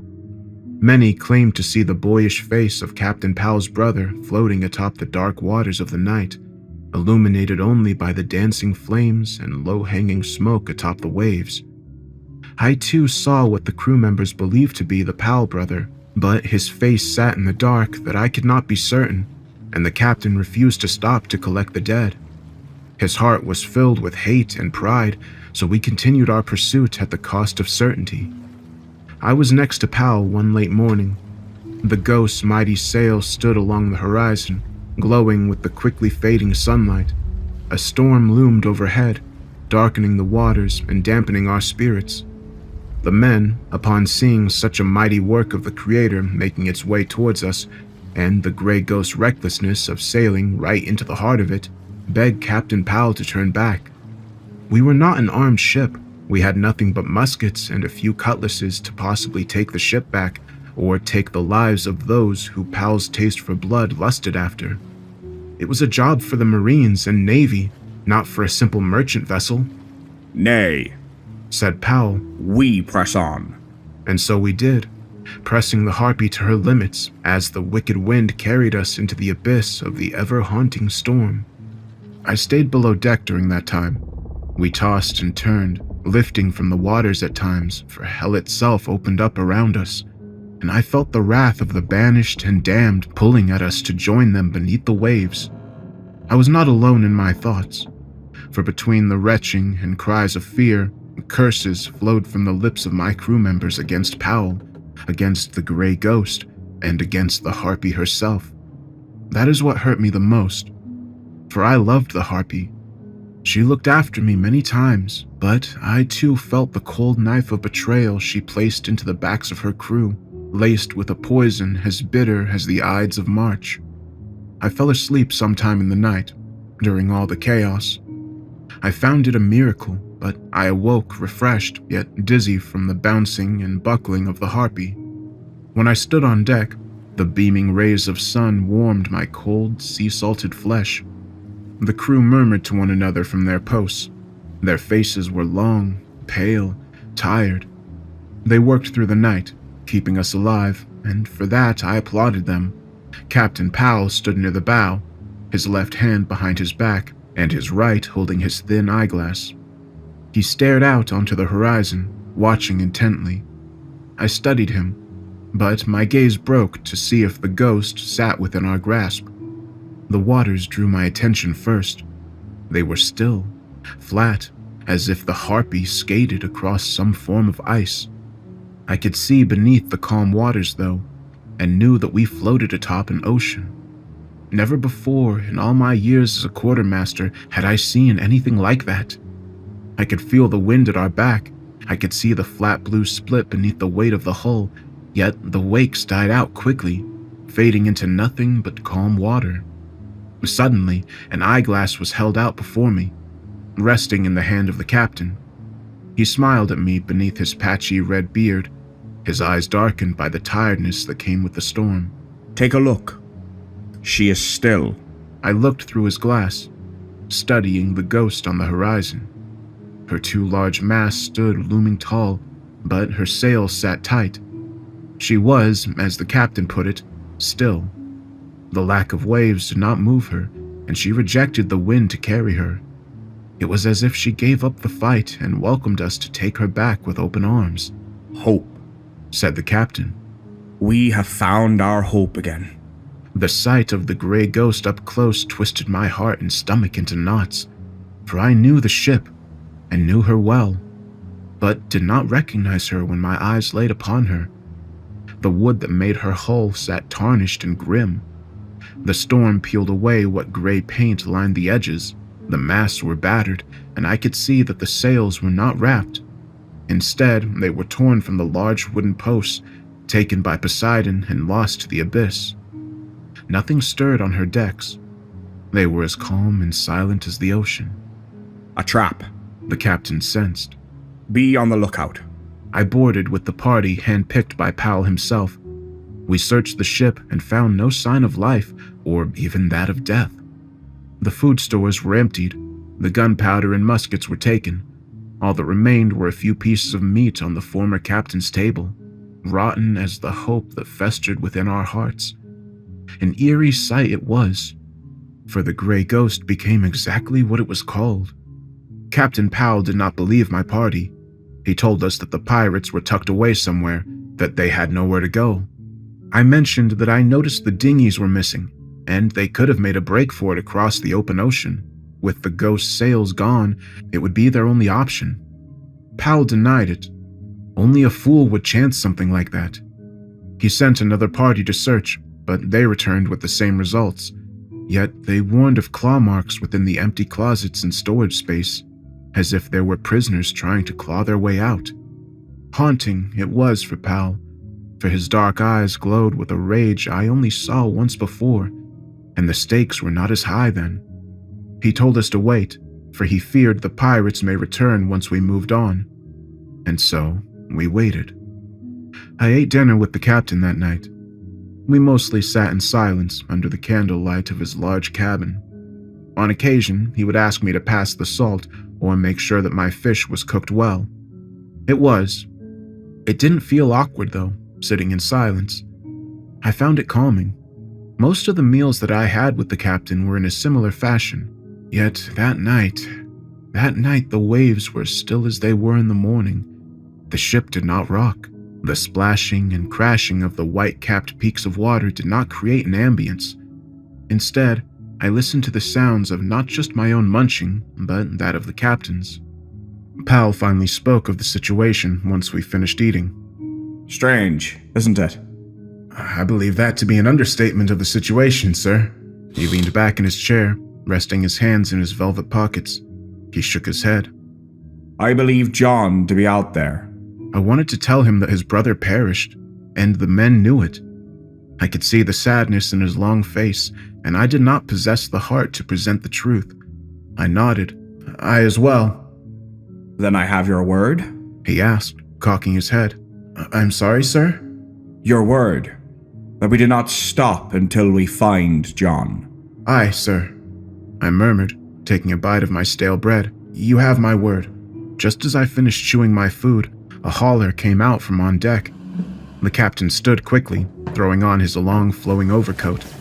The pale green fabric appeared dark and corrupted next to the dim light of the candles. He gave me a nod, and I too stood, following him out on deck. The night was darker than usual. The night sky hung overhead as I peered up. Not a single star glowed within the night. A wall of black sat atop us, and its reflection in the sea looked as if the darkness itself were swallowing the harpy. Atop the crow's nest, a voice came down to the captain and I. Land, sir! I see land! I followed Pal to the bow, where he peered out into the darkness. There was no mistaking it. Land did sit not far off the horizon. It was a strange isle, one that had not been there during the day. A haze. The captain told me with a chuckle. The sun created a haze. That is where these cutthroats went. The isle, taller than a ship's mast, loomed over the calm waters. Dark stone cliffs lined each side of it, and a thick pale fog rolled from the edges of the top. A split there was, right down the middle, small enough for a dinghy to row through if need be. I could not see into it though, for it was dark. Yet, for a single moment, I could see the glowing, radiant light of a lantern. The same thing must have caught the eye of the watchman. It disappeared quickly, and had I not spotted the isle beforehand, it could have faded into oblivion. Staring at the isle, my heart sank with each passing second. Dread twisted my throat. I felt something strange in the air, a static coldness that radiated across the ocean. I had not seen such a strange sight before. The demanding presence of the isle possessed me, and as I looked upon it, I told the captain, John cannot be here. He has to be. You gave me your word, did you not? Aye. That is a strange sight, sir. That is most unnatural. 'Tis the ocean, quartermaster. Everything is most unnatural on the ocean. Powell stepped away from me, ordering the men to get the rowers ready to head toward the isle. I dared not go, for within the fog that rolled atop the small, tall isle, I felt that death itself beckoned us. I felt that the harpy and the ghost wanted us to vacate, for we were men and the destroyers of all things. They too felt our wrath, and they needed us gone for their own survival. I had no choice in the matter. The captain ordered myself and 4 others to accompany him to the isle. Most of the men armed themselves with muskets and pistols. I took a hatchet with a flintlock in my jacket, but I feared we'd not be able to use them. The crew of the Harpy stared at me with dead, cold eyes as we slowly rowed away on our dinghy. I felt their stares, their pity for us to head towards that isle. They knew that it was foolish and that our captain chased a dream, yet Pal sat behind me, proud and mighty. He rubbed the hilt of his old saber, whispering something to himself as we slowly moved towards the isle. The closer we got, the darker the night grew. Soon enough, the lowlights of the lanterns on both the Harpy and the Grey Ghost were all I could make out in our previous direction. The stillness of the waters was haunting, and for the first time did I ever really fear what lurked beneath the cold blue. The looming isle grew in size, no longer hidden by the shadows of the night. It was taller than we imagined, more than the length of the Grey Ghost, the larger of our 2 ships. The fog rolled from the edges of the black stone cliffs, flowing down and settling atop the water. The pale floated across the still black, reflective surface. moving towards us as if it were the hand of death itself. Soon we were shrouded in the mist. It rose above our dinghy, thickening and darkening that the only thing we could see was the ether above and the sea below. The lights of our ships faded away, and with it, all hope that remained receded into the back of my mind. If only I told the captain that it was foolhardy. If only I spoke the truth. I knew better, though. For Pal was a dedicated man, and he loved nothing more than his brother, John. He'd see it through, until the end. The bitter end.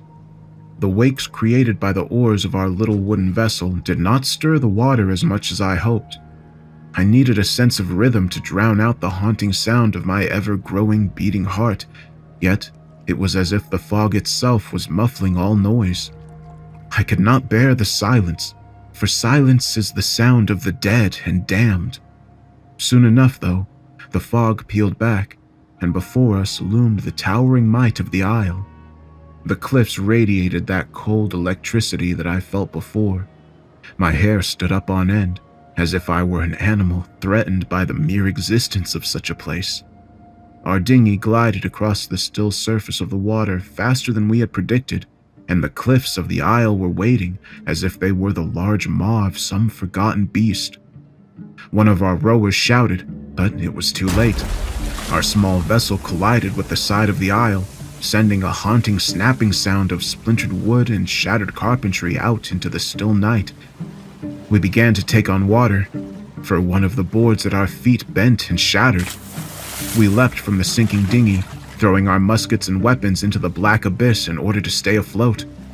I watched as the small wooden boat scraped against the side of the isle, lowering beneath the surface of the water. I could hear its wooden sides scraping against the rocks, echoing beneath us for quite some time. Haunting, the sound was. I feared the noise alone, for it carried with it the reality of our situation. We began to swim, trying to use the cliffs to hold our heads above the water. A great current pulled us down, and our thick wool coats and lavish dressings were added weight in such a place. A sailor, his name I cannot remember, swam just ahead of me. He spotted a small strand ahead of us, or so he shouted. I could not see it, but I did take his word for it. He disappeared before me, sucked down by the great black abyss where we swam. I pressed on, trying not to think of the man. How foolish Pal was. I wondered if John's life meant more than that man's, meant more than my own. It was then that I felt a surface beneath me and quickly raced out of the water. Powell emerged from the water behind me along with 2 other men. We'd lost another somehow. I assumed he too was taken by the water. I fell to my knees, tired and exhausted. I stared into the black sands of the small strand of the isle, running my hands through the small ancient pieces of ash. I wept, for I knew we were stuck. I wept, for I knew it to be hopeless. Pal caught my attention as he walked by. He did not seem fazed by what occurred. He said not a word as we marched up the strand. I watched as the fog rolled in around us. The split in the cliff stood before us. Pal stared up in awe of such a strange natural structure. I felt that we looked through the Strait of Messina, but it was not the water that split it, but black ancient ash. The dense fog lightened once more, revealing large window-shaped carvings on the faces of the cliffs inside the small isle valley. I stood, looking up in such wonderment of a place, for I became curious if we stumbled upon an ancient culture unknown to man. I moved toward Pal, throwing my wool coat off, tired of its weight. The electric chill tightened my muscles upon sight of such a wonder. The cliffs were taller than I originally thought, and the number of carvings inside them were breathtaking. They scaled all the way up the side of the cliff and all across their length, which too was longer than thought. On the other side of the valley, I could see where the 2 cliffs split, and should have been able to see the ocean and night sky on the other side, but nay, I could not. Only blackness and shadow loomed on the horizon, and I felt another storm coming, one not of this world. We moved into the valley as a group. Powell led the way, his hand on his saber's hilt. He, once a military man, radiated an essence of leadership. Had I not known that he went to the Isle out of bloodlust and a fool's hope, I'd have followed him until the end of the earth. Yet, as he pressed onward, my heart grew with frustration. I could not stand the sight of him. The fog not only rolled into the valley from the edges of the cliff walls, the gray mist filled the carved windows in the sides of the cliffs, encasing them as if they were no longer there. The pale rolled over the dark cliffs, climbing downward and blanketing the ground at our feet. It parted with each step, but yet I could not see the surface of which we walked, for the black sands were as if they were a part of the pale itself, blending between two different matters. The further we went into the valley, it was as if we became part of the looming darkness itself. The shadows that danced in the darkness grew and swelled around us as if they were an ocean of their own, one of an empty void, an abyss that we could no longer escape. With that, our vision grew, and in the center of the valley I could see a structure. Tall it was, powerful in presence. It stood just shy of the height of the cliffs. So mighty it was that I feared that no man could build such a relic. A 5-sided obelisk, about the width of a man, beckoned us to come closer with its faceless curiosity. The shadows swayed around it, wrapping up its tall sides as a serpent to a forbidden fruit. What is it? I heard one of our party ask. Powell stepped closer to the structure, as the 3 of us others stayed stationary, nervous for what we stumbled upon. The captain reached his hand out, touching the smooth gray stone of the obelisk. I knew, in that very moment, that we should have turned back long ago. For something so simple as the color of the stone, stones that did not match that of the cliffs or any other natural formation seen on the island, did not sit right with me. The gray obelisk did not belong in such a place, and neither did we. The captain ran his hands over small engravings, words I did not see before. He muttered to himself as he did so, curious and thinking aloud. I could not understand what he said, but I knew, just by the way his body language shifted to that of a nervous child, that he realized that something was aloof. I've seen something like this before, in far-off sands, the captain said. Aye, I've heard of such structures. One of our party, Higgins, asked. But could we swim to the Harpy? If we strip, we'd have no weight. It is possible. Powell glared to him. 'Tis suicide. That current'll pull you down as it did the others. We're stuck here until the Harpy sends another party. And what if they get caught? Higgins pressed. What if they get stuck here with this strange devilry? Devilry? Powell informed the nervous sailor. 'Tis nothing but a strange stone. Strange indeed, sir, said Newman, the other member of our party. Powell looked back to the obelisk. His gaze looked upward, and so did mine. The carvings extended all 5 sides of the structure.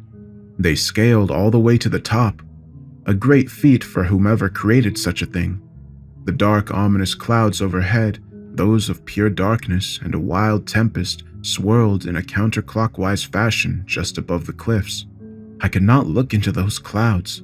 I couldn't, for I felt them staring back at me. I eyed the valley instead, seeing other stone structures. None were the size or of the grandeur of the obelisk. None were made of the same stone, yet they resembled those of old druid sites that I had seen before. They were slabs of stone stacked atop one another. They were spread throughout the valley. I walked through the pale and the shadows, heading towards the ruins. 2 vertical stones held up one horizontal, as if a doorway or a gate to a larger structure that did not exist. 5 of them were hidden among the pale of the valley. At the base of the one I approached, 4 skulls sat in a line through the opening of the stones, resting atop the black sand and the fog rolling through their open sockets. I backed away, not saying anything to the party, for I panicked, and I did not want the same of them. We should signal the Harpy, Higgins suggested. Yes, I nodded, not able to tear my eyes from the smaller ruins of the valley. Yes, I agree with Higgins, sir. Signal with what? We have nothing to light a fire, nothing to grab their attention. I'll start hunting, sir. We need to leave this place. Look out there, commanded Powell, pointing out of the valley the way we came. Tell me, boy, what do you see? Newman looked, staring off into the dark horizon. A wall of black and ether stood. I see nothing, sir.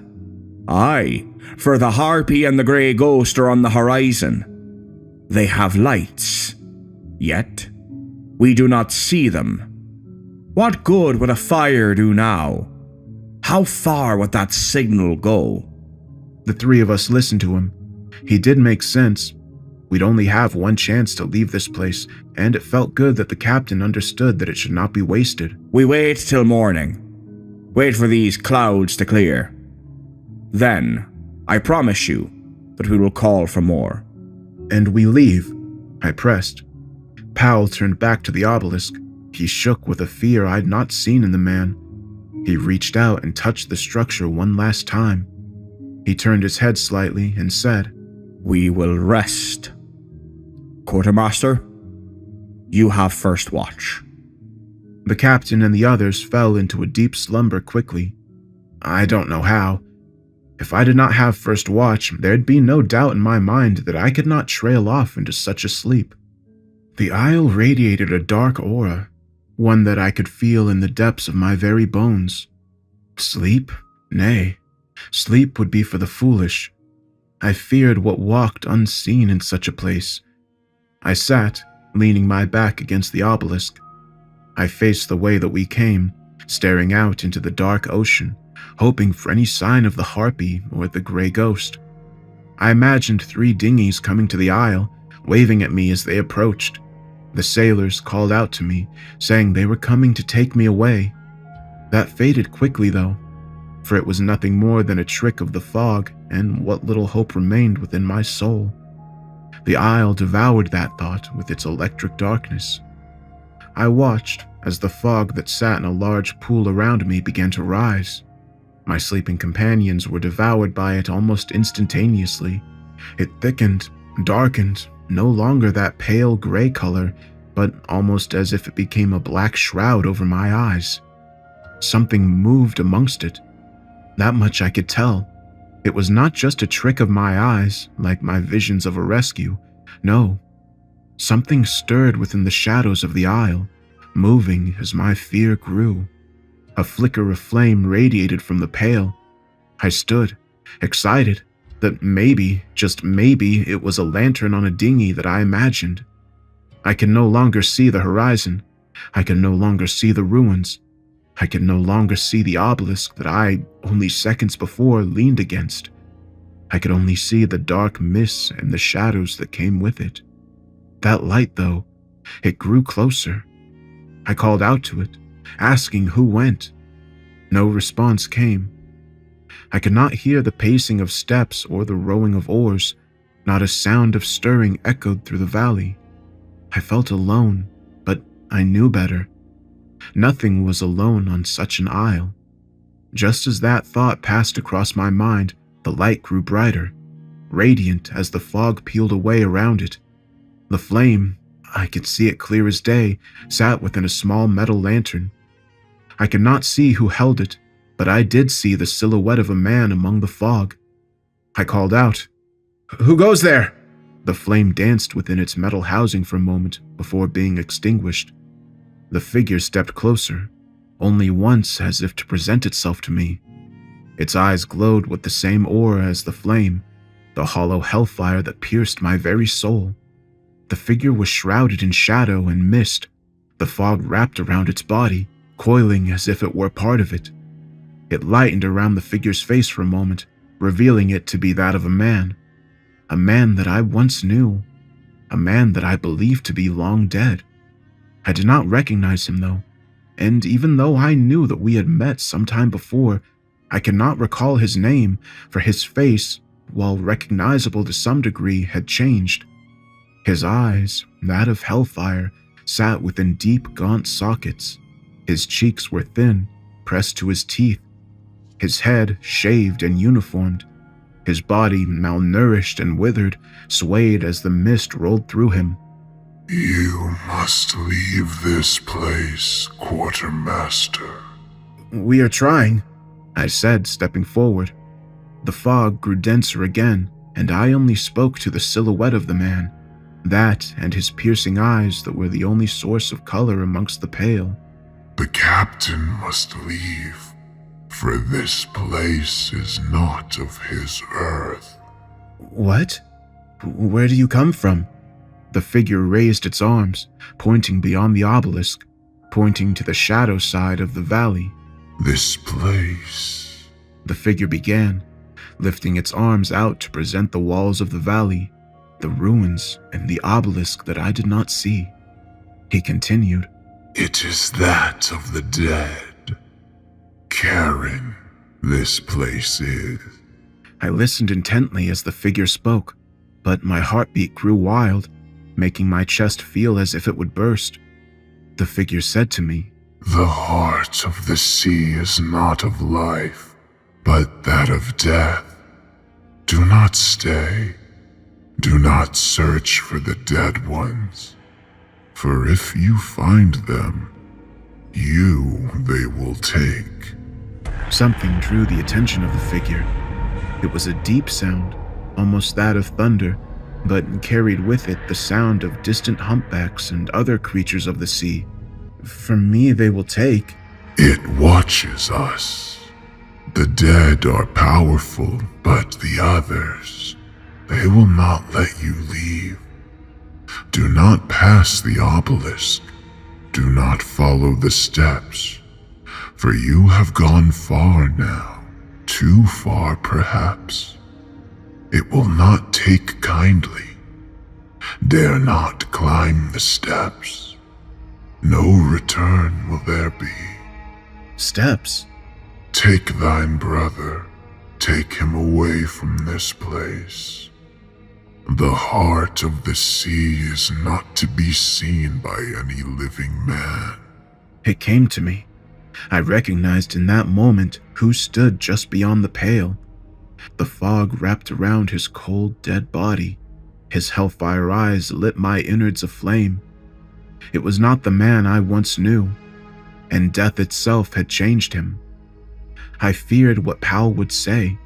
I feared what would happen. I called out, John? And with that, the figure's eyes shut, and it became one with the shadows. I awoke to a swift kick in my ribs. I stood, quickly, using the obelisk as a support. My ribs burned under the crushing weight of a boot. I heaved, almost retching my guts out. I hunched over, gasping for air.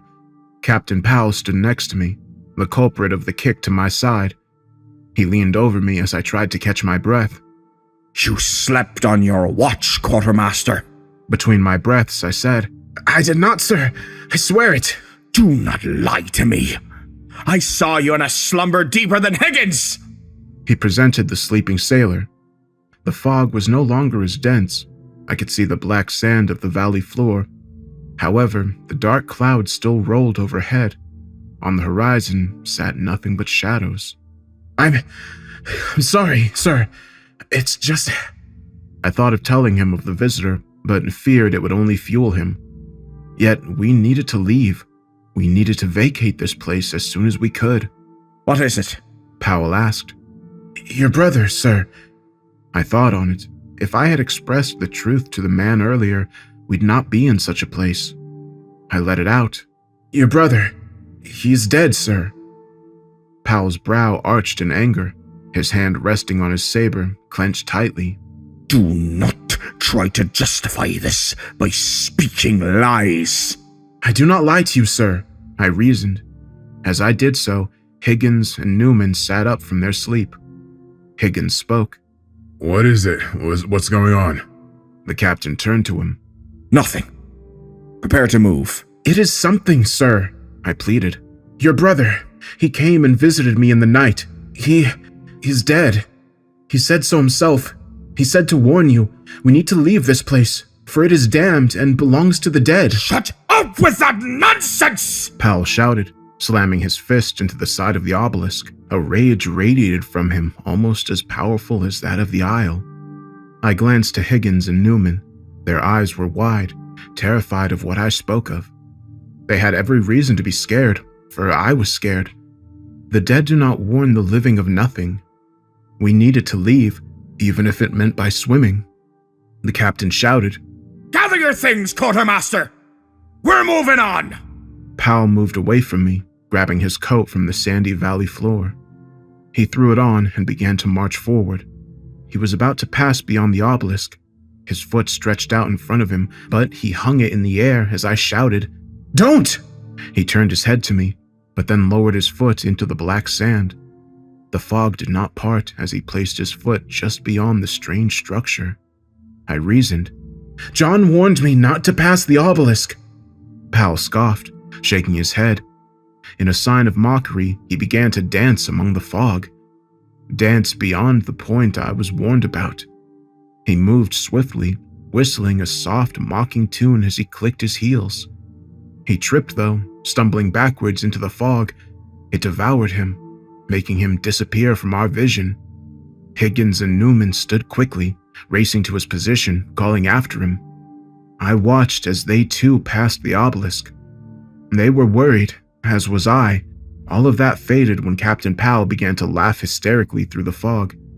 Higgins and Newman sat him up, dusting off his coat for him. He looked to me, wiping tears from his cackling face. I should have listened to you, quartermaster. I smirked, a quick sigh of relief, though I did not take the message from the beyond lightly. Higgins began to run his hands over the blanketed valley floor. There was a strange metallic creaking sound, one that sent a chill up my spine. He quickly removed whatever the captain tripped over, holding it up for all of us to see. In his rough sailor hands, he possessed a lantern. Look, sir. We have found our signal. Powell looked to me and gave a wink. The captain took the lantern and stood. He shook it to his ear and said, There's oil in it. Sir, I warned, we must leave this place. The lantern was presented to me as the captain stepped forward, but not crossing back across the obelisk. This is our ticket out. But must I remind you, you gave me your word. Aye, sir, I said, but I cannot, in good conscience, neglect the words of the dead. John warned me. He warned you. We've disobeyed. Sailors. The captain lowered his head, shaking it. Sailors and their superstitions. 'Tis true, I shouted. John warned us to leave and we are disobeying. The captain handed the lantern to Higgins, approaching me swiftly. We will leave this place when I say we do. I do not take your mystical dreams as reality, quartermaster. We will not vacate this isle until we find the ghost's crew. But what if they're dead? Then they're dead. But I will not leave my brother and my friends to suffer out here. I will not leave those responsible to wander freely. Do you understand me? Sir, please, we must turn back. I begged. The captain turned his back, moving off deeper into the valley. Higgins and Newman stared at me, confused as to what to do. They had their orders, but if it was not for me, then they would have followed the man blindly. I called after the captain, but he disappeared among the shadows in the pale. I stepped away from the obelisk once Higgins and Newman also turned their backs to me. They followed him, but I could sense their distrust growing. Not a soul wanted to be on such an isle. That much I knew. Yet, I also knew that if I did not follow after them, and I waited in such a dark place alone, I may not make it out. I knew that without my seeds of doubt, they too would be lost to the isle. They too would join John and the crew of the Ghost. I called after them. Do not ascend the steps! Higgins and Newman looked back to me quickly, curious as to what I shouted. I did not know what it meant, but the long dead felt the need to tell me, and I found it important. They stared for a moment, but quickly shrugged off what I warned, and they too vanished among the wall of pale shadow. I halted at the obelisk, weighing my options, yet that cold electric air of the isle continued to weigh on my body. It was then, in that moment of doubt, that I honestly saw myself ignoring the warning of the dead and keeping my oath to the captain. I felt myself damned in such a vision, but yet I feared the idea of being alone much worse. I raised my foot, ready to cross the threshold into the shadow end of the valley, into the unknown of the coming storm. Though I could not do it. I stayed my foot, turning my back to the captain and the party, and set back the way I came. I left that valley. The fog grew around me, and I could hear the chattering of my companions deep within the valley. Their voices echoed my direction, carried by that static wind. I could not make out what they were saying, but I could sense fear and panic. I made my way to the shore, standing atop the black sands where the water stayed stagnant as it met the edge of the isle. Bits of our crashed dinghy had made it to the shore. Laying atop the darkened sands were thick broken boards, oars, and other pieces of the vessel.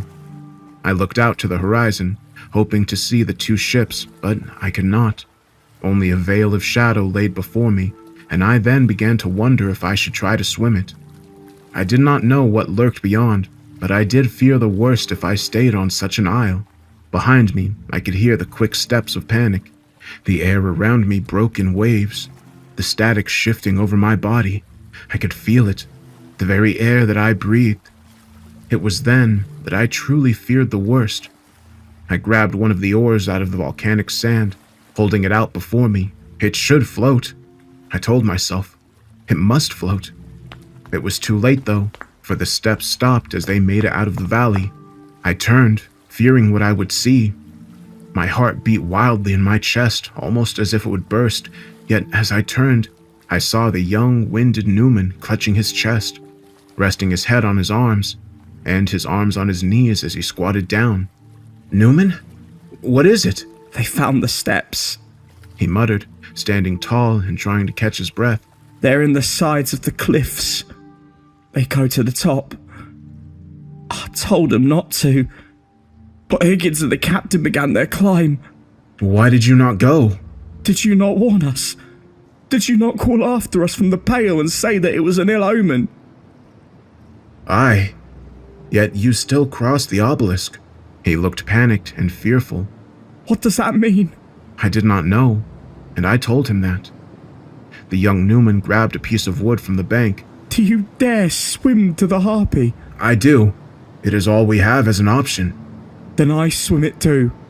With a nod of agreement, the two of us stepped into the still sea. Our arms were laid out before us with our flotation devices at our chests. The water was bitter cold.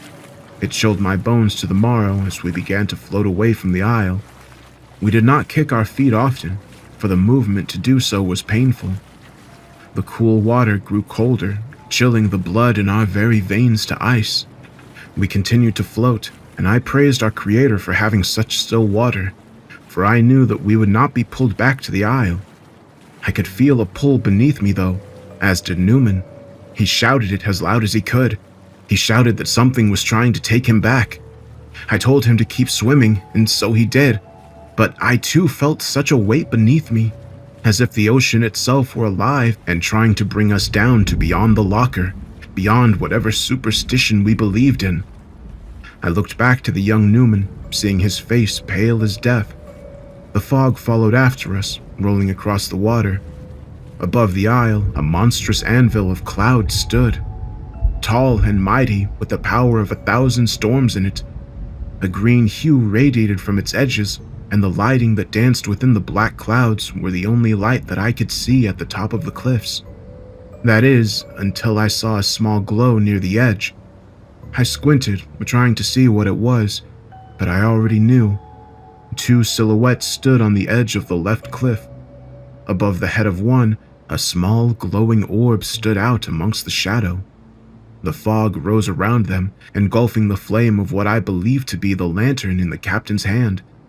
More silhouettes appeared as the fog thickened, and had I not seen strange visions the night before, I'd have thought it a trick of the storm. But nay, the captain and Higgins were not atop the Isle of Karen. The glowing ore of the lantern radiated a proud light for a moment as the captain waved it above his head.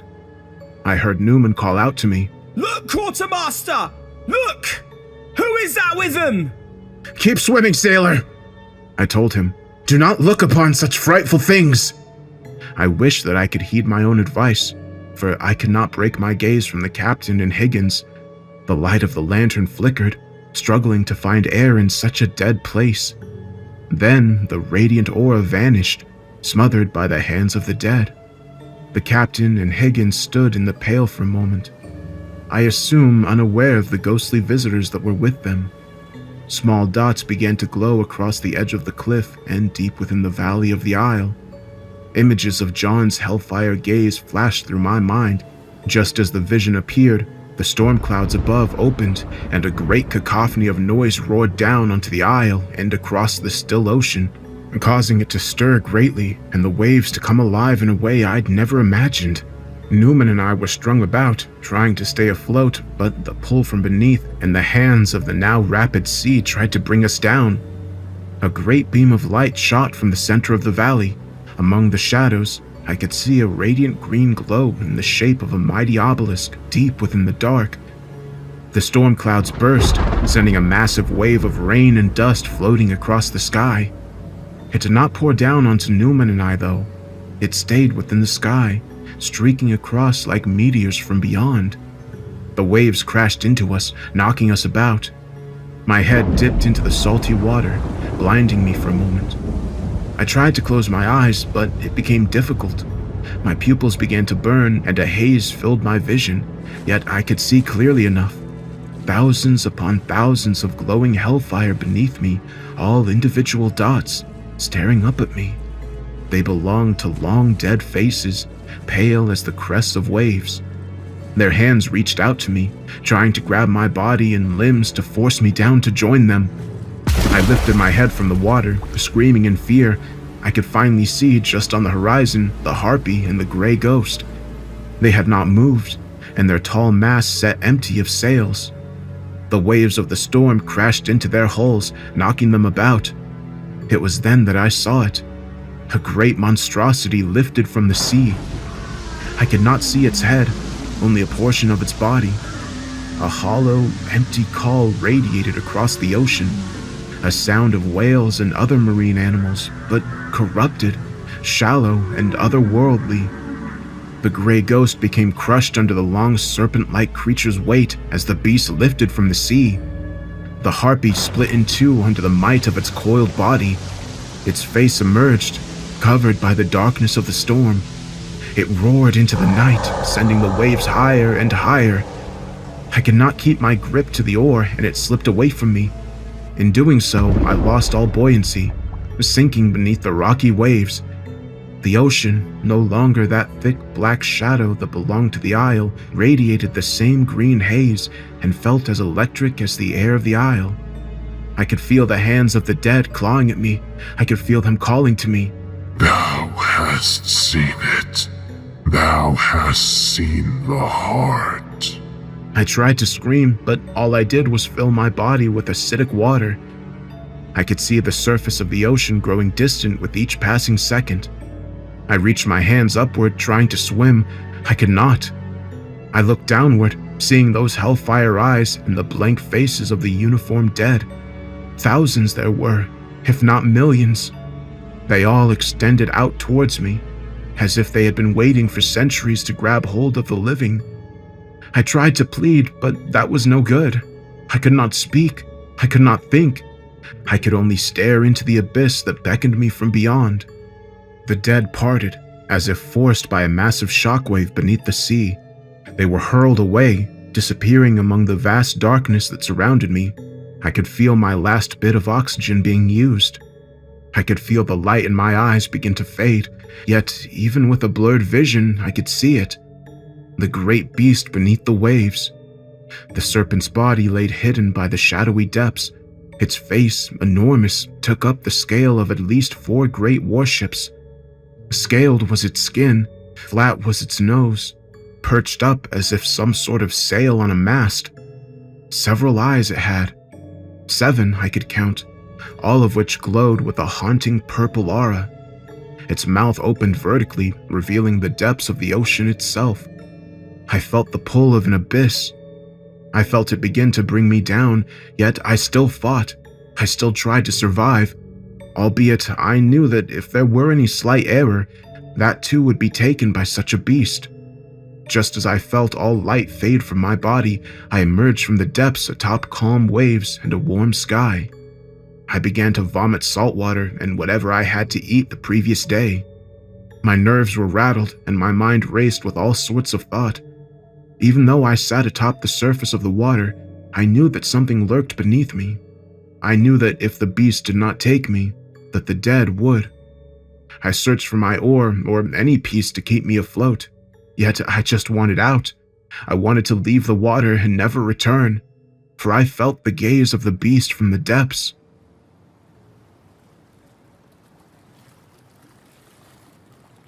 Pieces of driftwood, barrels, and crates floated amongst the low waves. The sun bore down on me, causing me to shield my eyes.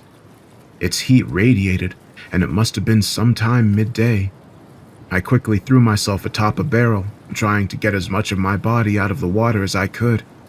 I looked around, no longer seeing the isle, and only a field of debris. The waters were normal.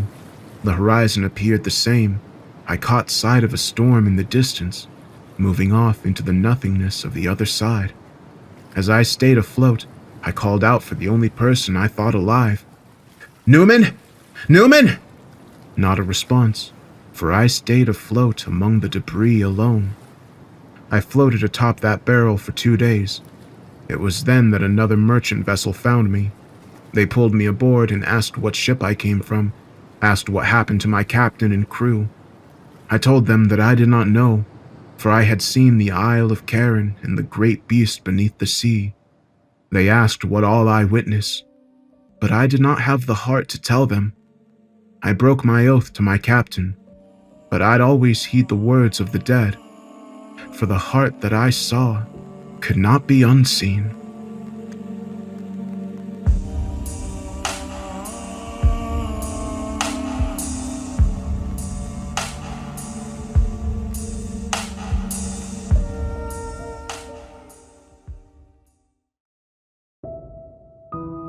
I hadn't meant to kill my sister. It had been a joke. In life, she never used to listen to me anyway, though as her older brother, I felt I had the authority. But after she died, and in my childish misery and guilt, I had invited her to come back home. Well, she did. There were only 2 of us. Our parents thought we were everything they'd wanted in a family, a boy and a girl. She came out a bit shyer than they wanted, quiet and a bit odd, at least to me at that age. But we were perfect side by side in family portraits. Now there's only one of us. We don't take family portraits anymore. It started when I found the key to her room. Our bedrooms were across the hall from each other on the 2nd floor of the house. The doors had old-fashioned doorknobs that locked with a key, which we didn't have and which I'd never seen before. Then one day, I found a ring of unmarked keys in a junk drawer in the foyer of the house. I went around trying them and everything until I'd matched every key to a door in the house, including our bedrooms. Nearly every key on the ring had a spare, but not all. The key to my sister's room was one of them that only had one master key. That was when I'd gotten the idea. I pocketed the key to her room and left the rest in the drawer where I'd found them. I waited for the perfect opportunity that evening when she was in the living room with my parents staring at the TV, as she always did after dinner. I went upstairs on pretense to use the bathroom and quietly locked her bedroom door from the outside. Back downstairs, I acted innocent as we watched TV together. I loitered until my sister yawned, kissed our parents goodnight, and went upstairs. I waited on the couch, grinning with suspense. It was a good long moment before we heard her shriek. Then the sound of wood banging. She streaked downstairs in tears, asking for help with her door. Father went up with her to see what was the matter. They both came downstairs again, her still in tears and he in confusion. "It's locked," he said. Mother got up and retrieved the keys from the side table in the hall. All 3 of them went upstairs. I waited until they were gone to fall over myself laughing, pretending to find something funny on TV. By the time I got sleepy and went upstairs, they were still in a huddle trying and retrying every key. Of course, none of them fit. Mother suggested she sleep in my room until they can call a locksmith in the morning.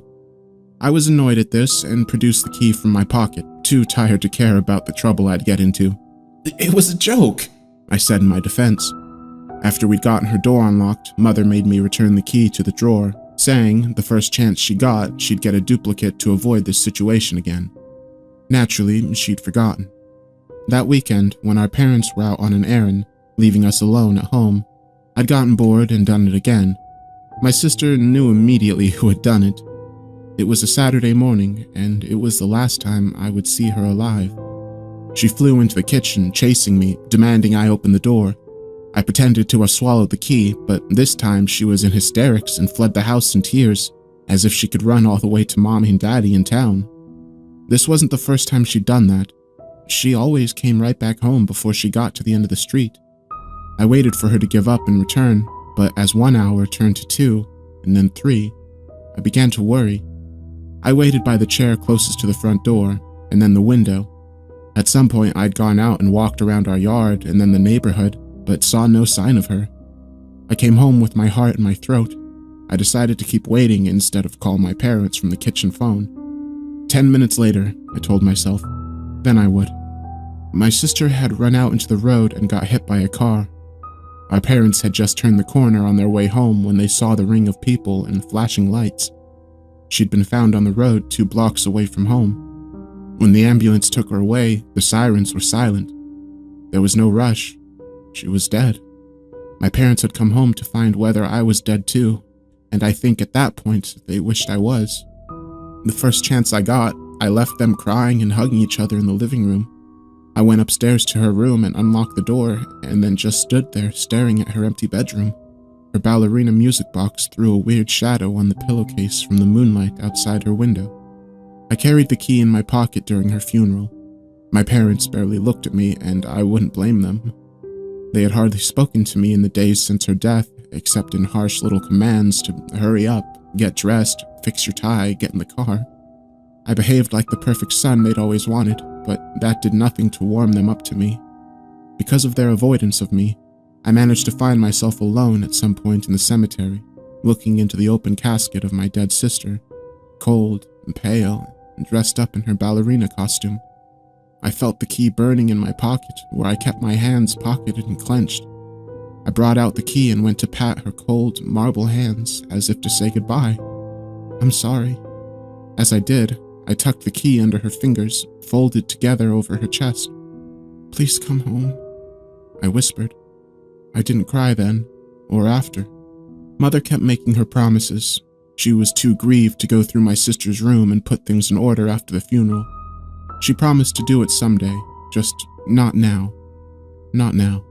She only went as far as to stand in the open doorway and glance in, the way I'd done the night my sister had died, but invariably Mother would break down into tears and leave, closing the door behind her.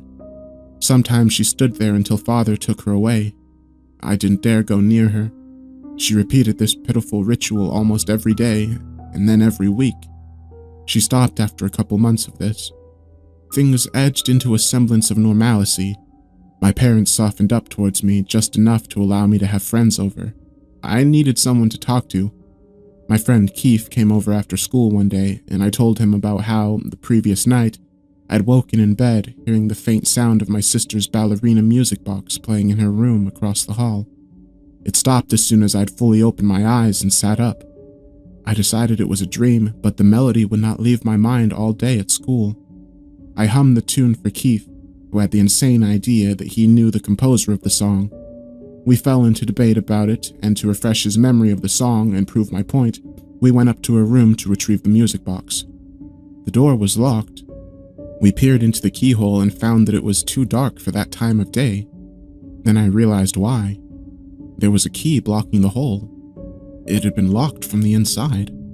Keith saw no significance to this, since I'd been too dumbstruck to say anything else to him. I'd been in no mood to entertain him after that, so he went home. I stayed downstairs in the living room, staring wide-eyed at the TV without watching it, waiting for my parents to come home. I could hardly refrain from calling my mother to hurry home from the grocery store or my father from work. But when they did finally get home, I found I could hardly mention anything to them. I stayed quiet all throughout dinner until it was time for me to go upstairs to bed. I didn't want to go, but I didn't want to upset my parents further. I stopped outside my door and glanced at hers across the hall. Silent. I didn't dare try the knob. It was a Saturday the next day, and I was off school, but I was woken early by my mother battering the door to my room. I'd gotten my own key from the drawer and locked my door the previous night, something I rarely did before then. When she'd gotten in, she demanded that I unlock my sister's door that instant, that I had no right. I interrupted and told her I had nothing to do with the door this time. Lies! She shrieked. You and your friend were fooling around in the house yesterday when I was not here! I told her that that was true, but we never did a thing to my sister's door, and that was the truth. She wouldn't believe me when I said I didn't have the key.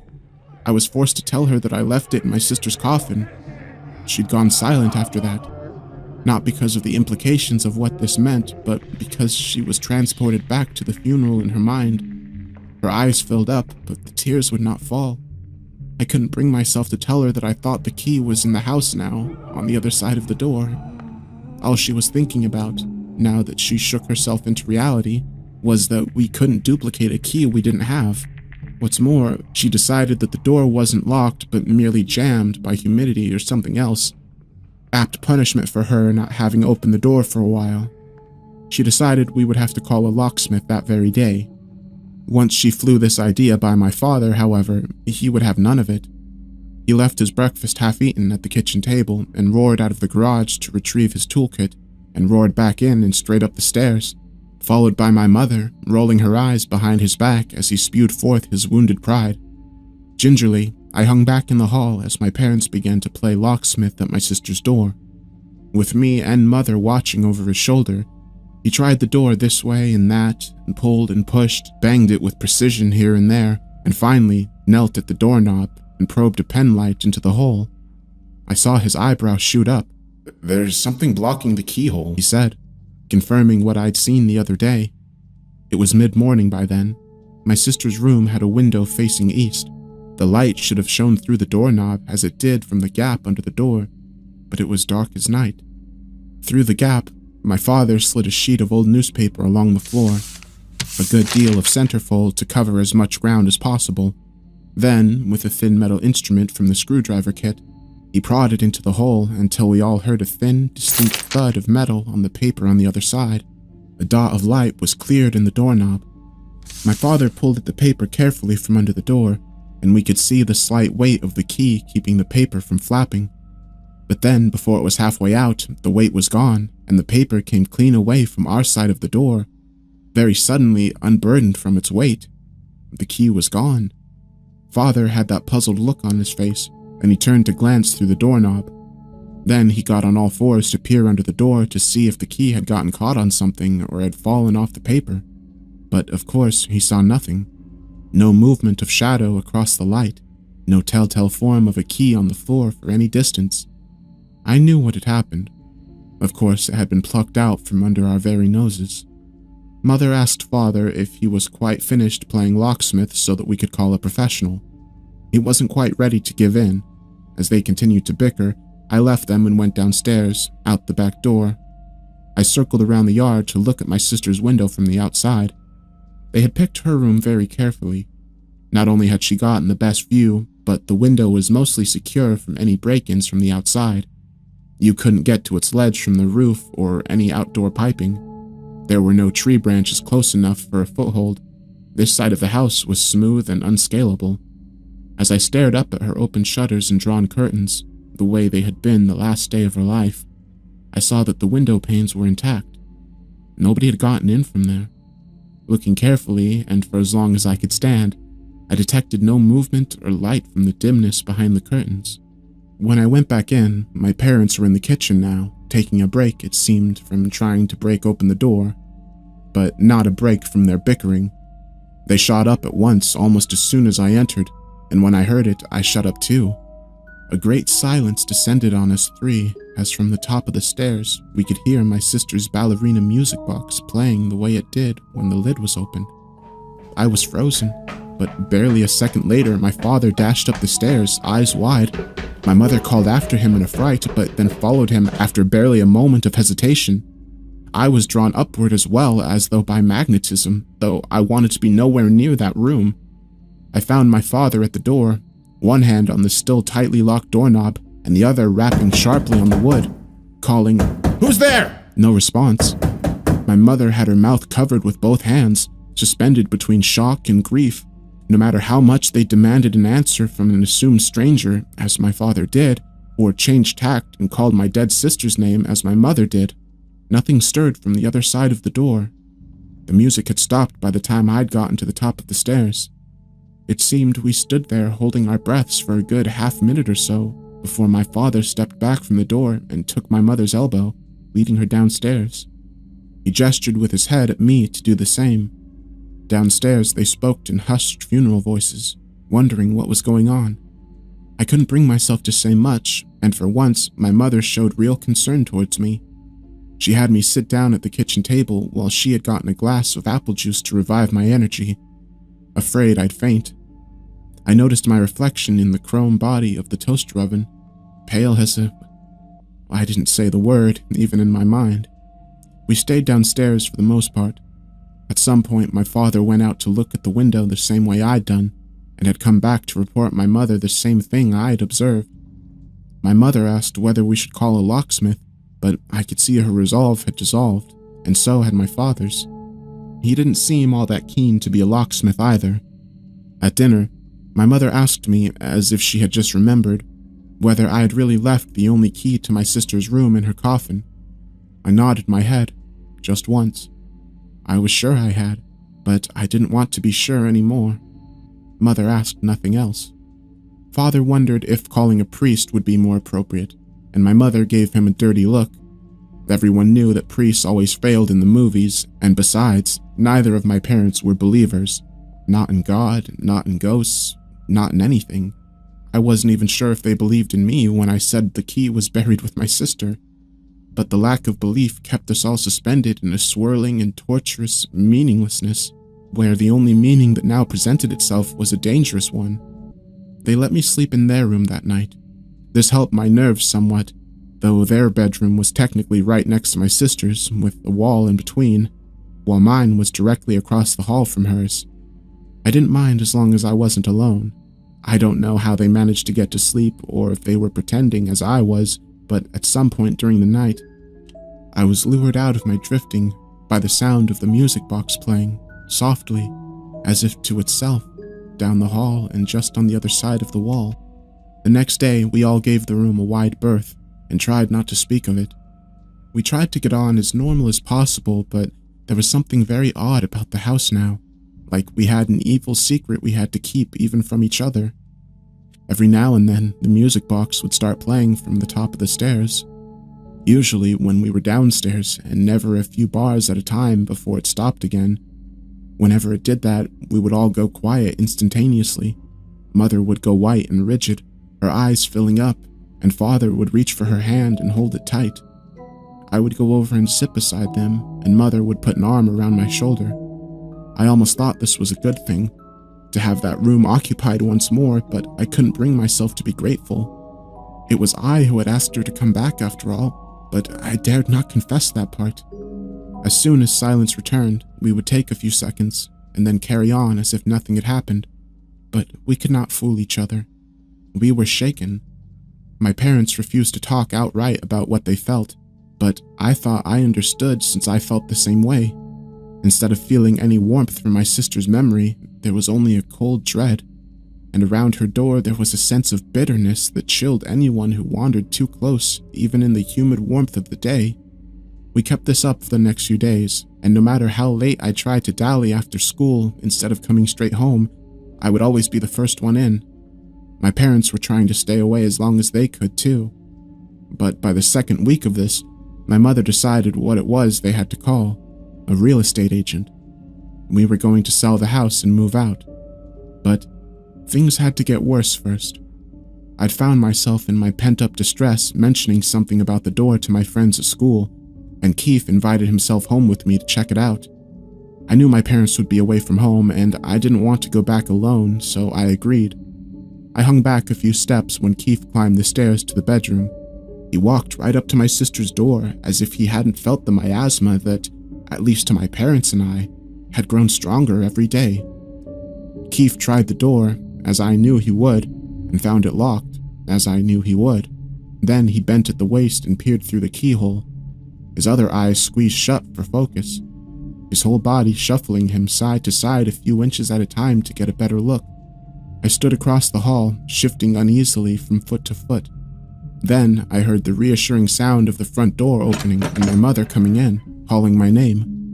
Before I could answer her, though, Keith jolted back from the door, gagging and clutching at his throat.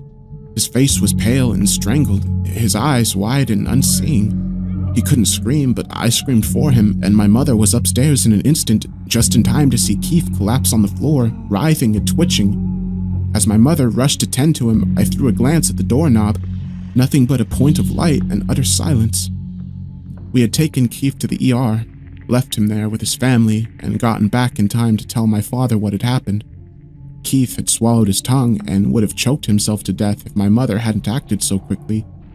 The overseeing physician had assumed it had been some sort of accident caused by surprise or an unpleasant posture. Something. I hadn't really been listening.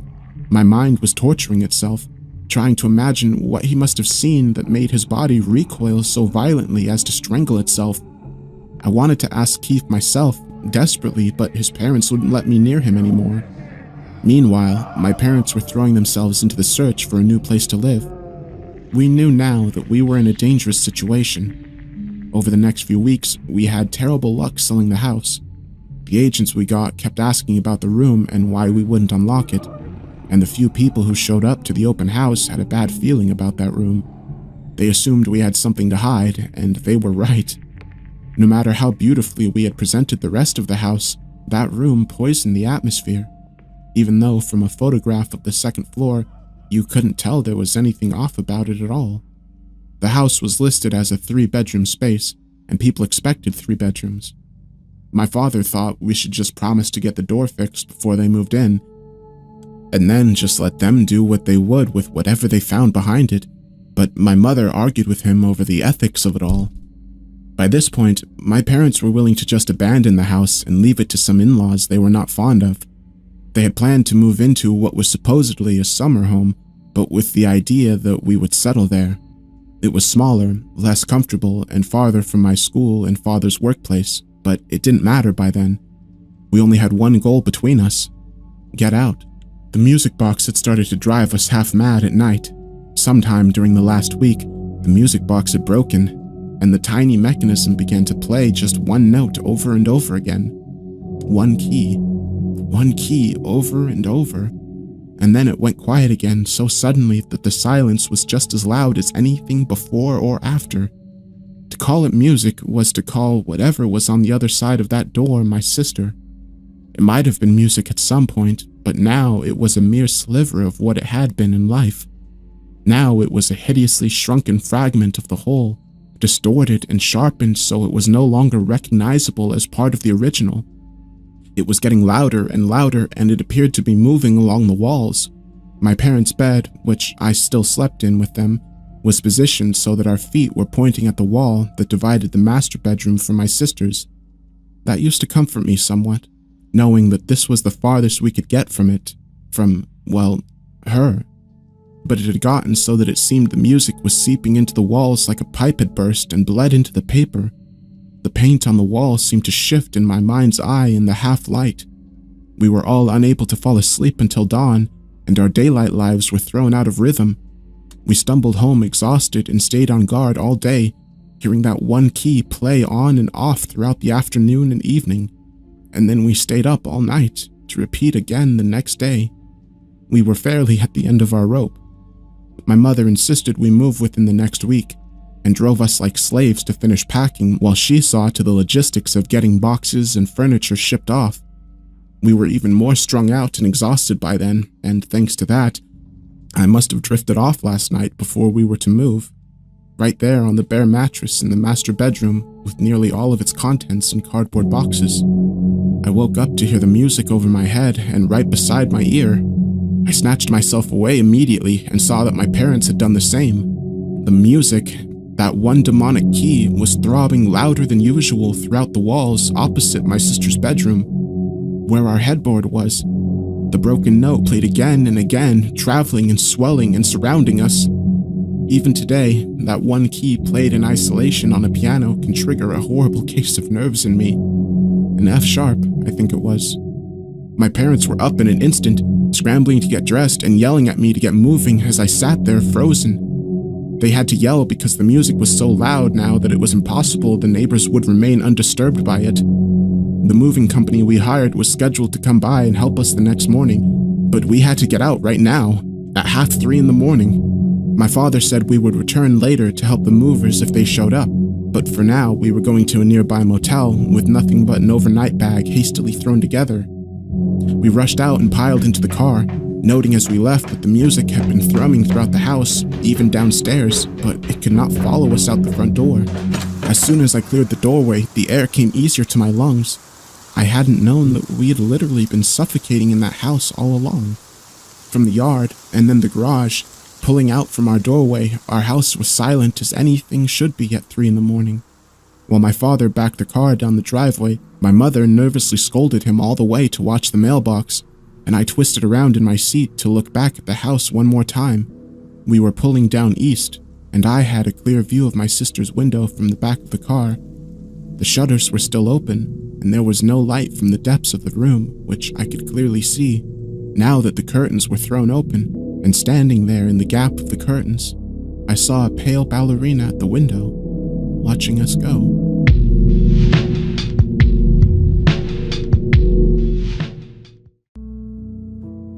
Dearest Margaret, I hope that this letter finds you well. I've missed you greatly during the entire time away from you, but these past few weeks have been especially difficult. While we were busy pushing from Normandy, it was easier to keep my mind occupied on other things. Now that the Germans have left France, however, I've had a lot more time to myself, and, as always, my thoughts have turned to you. I have good news, or bad news, depending on how you look at things. As you're an optimist by nature, a very glass-half-full kind of woman, I'll give you the positive spin first. You and I are going to be reunited sooner than we thought. I'll be shipping off to the good old US of A within the next few weeks. No matter how optimistic you are, however, you are also a realist, so here's the bad news. The reason that I'll be coming home to you so early is because I've been injured. Now, there's no need to worry, as I'm going to be fine. Once the bullets stopped flying in France, my unit had been assigned to deliver cargo to Avuliba. You've always been more of a scholar than I am, so you may be familiar with the town. I'd never heard of it before. There were only 3 large crates, so Mark Johnston and I volunteered to make the delivery. I've written to you about him before. He's the soldier in my platoon that has a wife and young son in Kansas. All of my fellow soldiers are brothers, but he's one of the few that I can honestly say is a friend. The round trip between Paris and Avuliba would take a few days, and we'd figured that the fresh mountain air would do us some good. We never spoke about it, but I think we were both feeling that we needed to get out of Paris, even if only for a little while. When you see pictures of Paris in books, it looks like a grand place. You can practically feel the magic in the air right through the page. It conjures up images of long walks along the Seine River, or maybe ascending to the top of the Eiffel Tower to look out on the lights of the city. You and I even talked about visiting it someday after we're married. I think that's how the city once was, and maybe it will be like that again. In the here and now, though, the magic is gone. The Nazis did all they could to stomp out the spirits of the people that lived there. They never fully could, but you can tell that the occupation left its mark in more ways than just those damn red and black banners hanging from buildings. The enchantment and wonder of the city is gone for now, replaced with an iron resolve and a righteous fury. The longer I stayed there, the more that I could feel the violation Paris had suffered through, if that makes any sense. Is it any wonder Johnston and I jumped at the opportunity to run a shipment through the countryside? It was supposed to be a simple delivery. As everyone in the world knows, though, there's nothing simple about this war.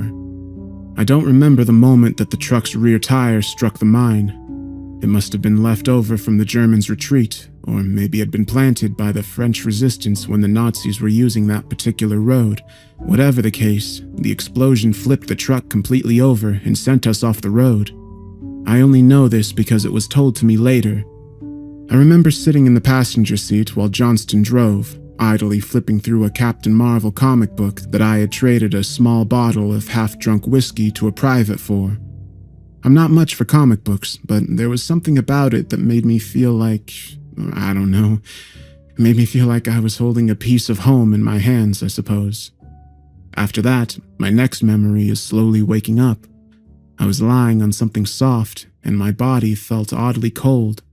Instinctively, I tried to sit up, but the worst pain I've ever felt went through my body like electricity. It felt like someone was forcefully pushing down on me while trying to set me ablaze. I shook my head in an effort to clear it. I hadn't even opened my eyes yet, and I was already feeling dizzy.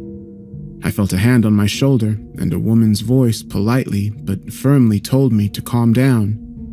As I managed to get my eyes open and squinted against the bright light, she went on to explain that I had been in a mine explosion and to assure me that I was going to be okay. My vision returned to normal after a few minutes, and I was able to look up at the speaker. She was dressed in the white uniform of a nurse, with red curls peeking out from under her hat and freckles dotting her nose. She smiled down at me kindly and told me that her name was Ruth. I tried sitting up, but it had the same result as before. Ruth informed me that I had suffered a fractured sternum when my chest had impacted the front portion of the transport truck. It sounded serious, but she told me that I just needed to rest and it would heal naturally. Normally, ice would have been put on my chest to help with the swelling and lessen the pain. There wasn't any access to ice, however, so she was using rags soaked in cool water instead. Along with the fractured sternum, I had suffered a painful bump on the head and a sprained ankle. I had managed to escape in surprisingly good condition, all things considered. Johnston hadn't been so lucky. He was lying in the bed next to me, unconscious, and his body wrapped in bandages. Every so often, I could hear a gasp as he sucked in air. The gasps sounded wet, like they were filled with water. The nurse told me that they hoped he would recover soon, but I could tell by the tone of her voice that she wasn't hopeful. Over the next few hours, Ruth sat and talked with me. Well, she did most of the talking. Even getting a few words out made my chest hurt, so I mostly just sat there and listened. She told me that we were in an old chateau, known to the locals as Chateau des Esprits. It had been the home of a wealthy but eccentric landowner who had died at the beginning of the war. He hadn't had any children or family, so the mansion was converted into a temporary hospital. Most of the doctors and nurses were French, but Ruth was a volunteer with the Red Cross that had been sent to assist due to the place being woefully understaffed. She eventually left my side to tend to other patients. As I stared up at the ceiling, a stray thought entered my head, and despite my condition, I found myself smiling. It was a crooked sort of smile. Can you imagine, Marguerite? Here I was, relaxing in a fancy chateau in the French Alps, and I couldn't even get out of bed to enjoy a moment of it. I had to admit that I tried not to look at Johnston. Every time I glanced in his direction, I felt an awful stab of guilt. I had survived the explosion and would be back on my feet soon. Meanwhile, he was fighting for his life. It wasn't fair. Even though I kept my eyes off of him, I could still hear him wheezing and drawing in those wet breaths. Evening came, and Ruth returned to help me eat my dinner. It wasn't much of a meal, just broth and small bits of potato, but I was so hungry that it felt like a banquet. When I had finished, she changed out the rags with freshly soaked ones and put the used ones in a small bucket. Have you ever experienced the kind of moment where it feels like the very air in the room has changed, Margaret? That was what I experienced once Ruth finished her tasks. Her entire demeanor went from warm and friendly to something much more serious. The smile was gone from her face, and her eyes were uncertain. What wasn't uncertain was her firm instructions that, even if I found myself able to get up, I must not leave the room during the night. I pressed her as to why, of course, but she simply shook her head and turned to leave. Ignoring the pain, I grabbed her wrist and asked once more, She hesitated before gently removing her hand from my weak grip. Monsieur Gang里面是dans les couloirs. She said quietly in French before leaving the room and firmly closing the two large doors behind her. Mr. Gangley walks the halls. I stared after her for quite a while. To say that I was confused would be an understatement. I was fairly sure that I understood her correctly, but as you're well aware, I've never had much of a head for languages. It wasn't hard to convince myself that my poor French simply wasn't up to the task of properly translating her statement. With that settled in my mind, I quickly drifted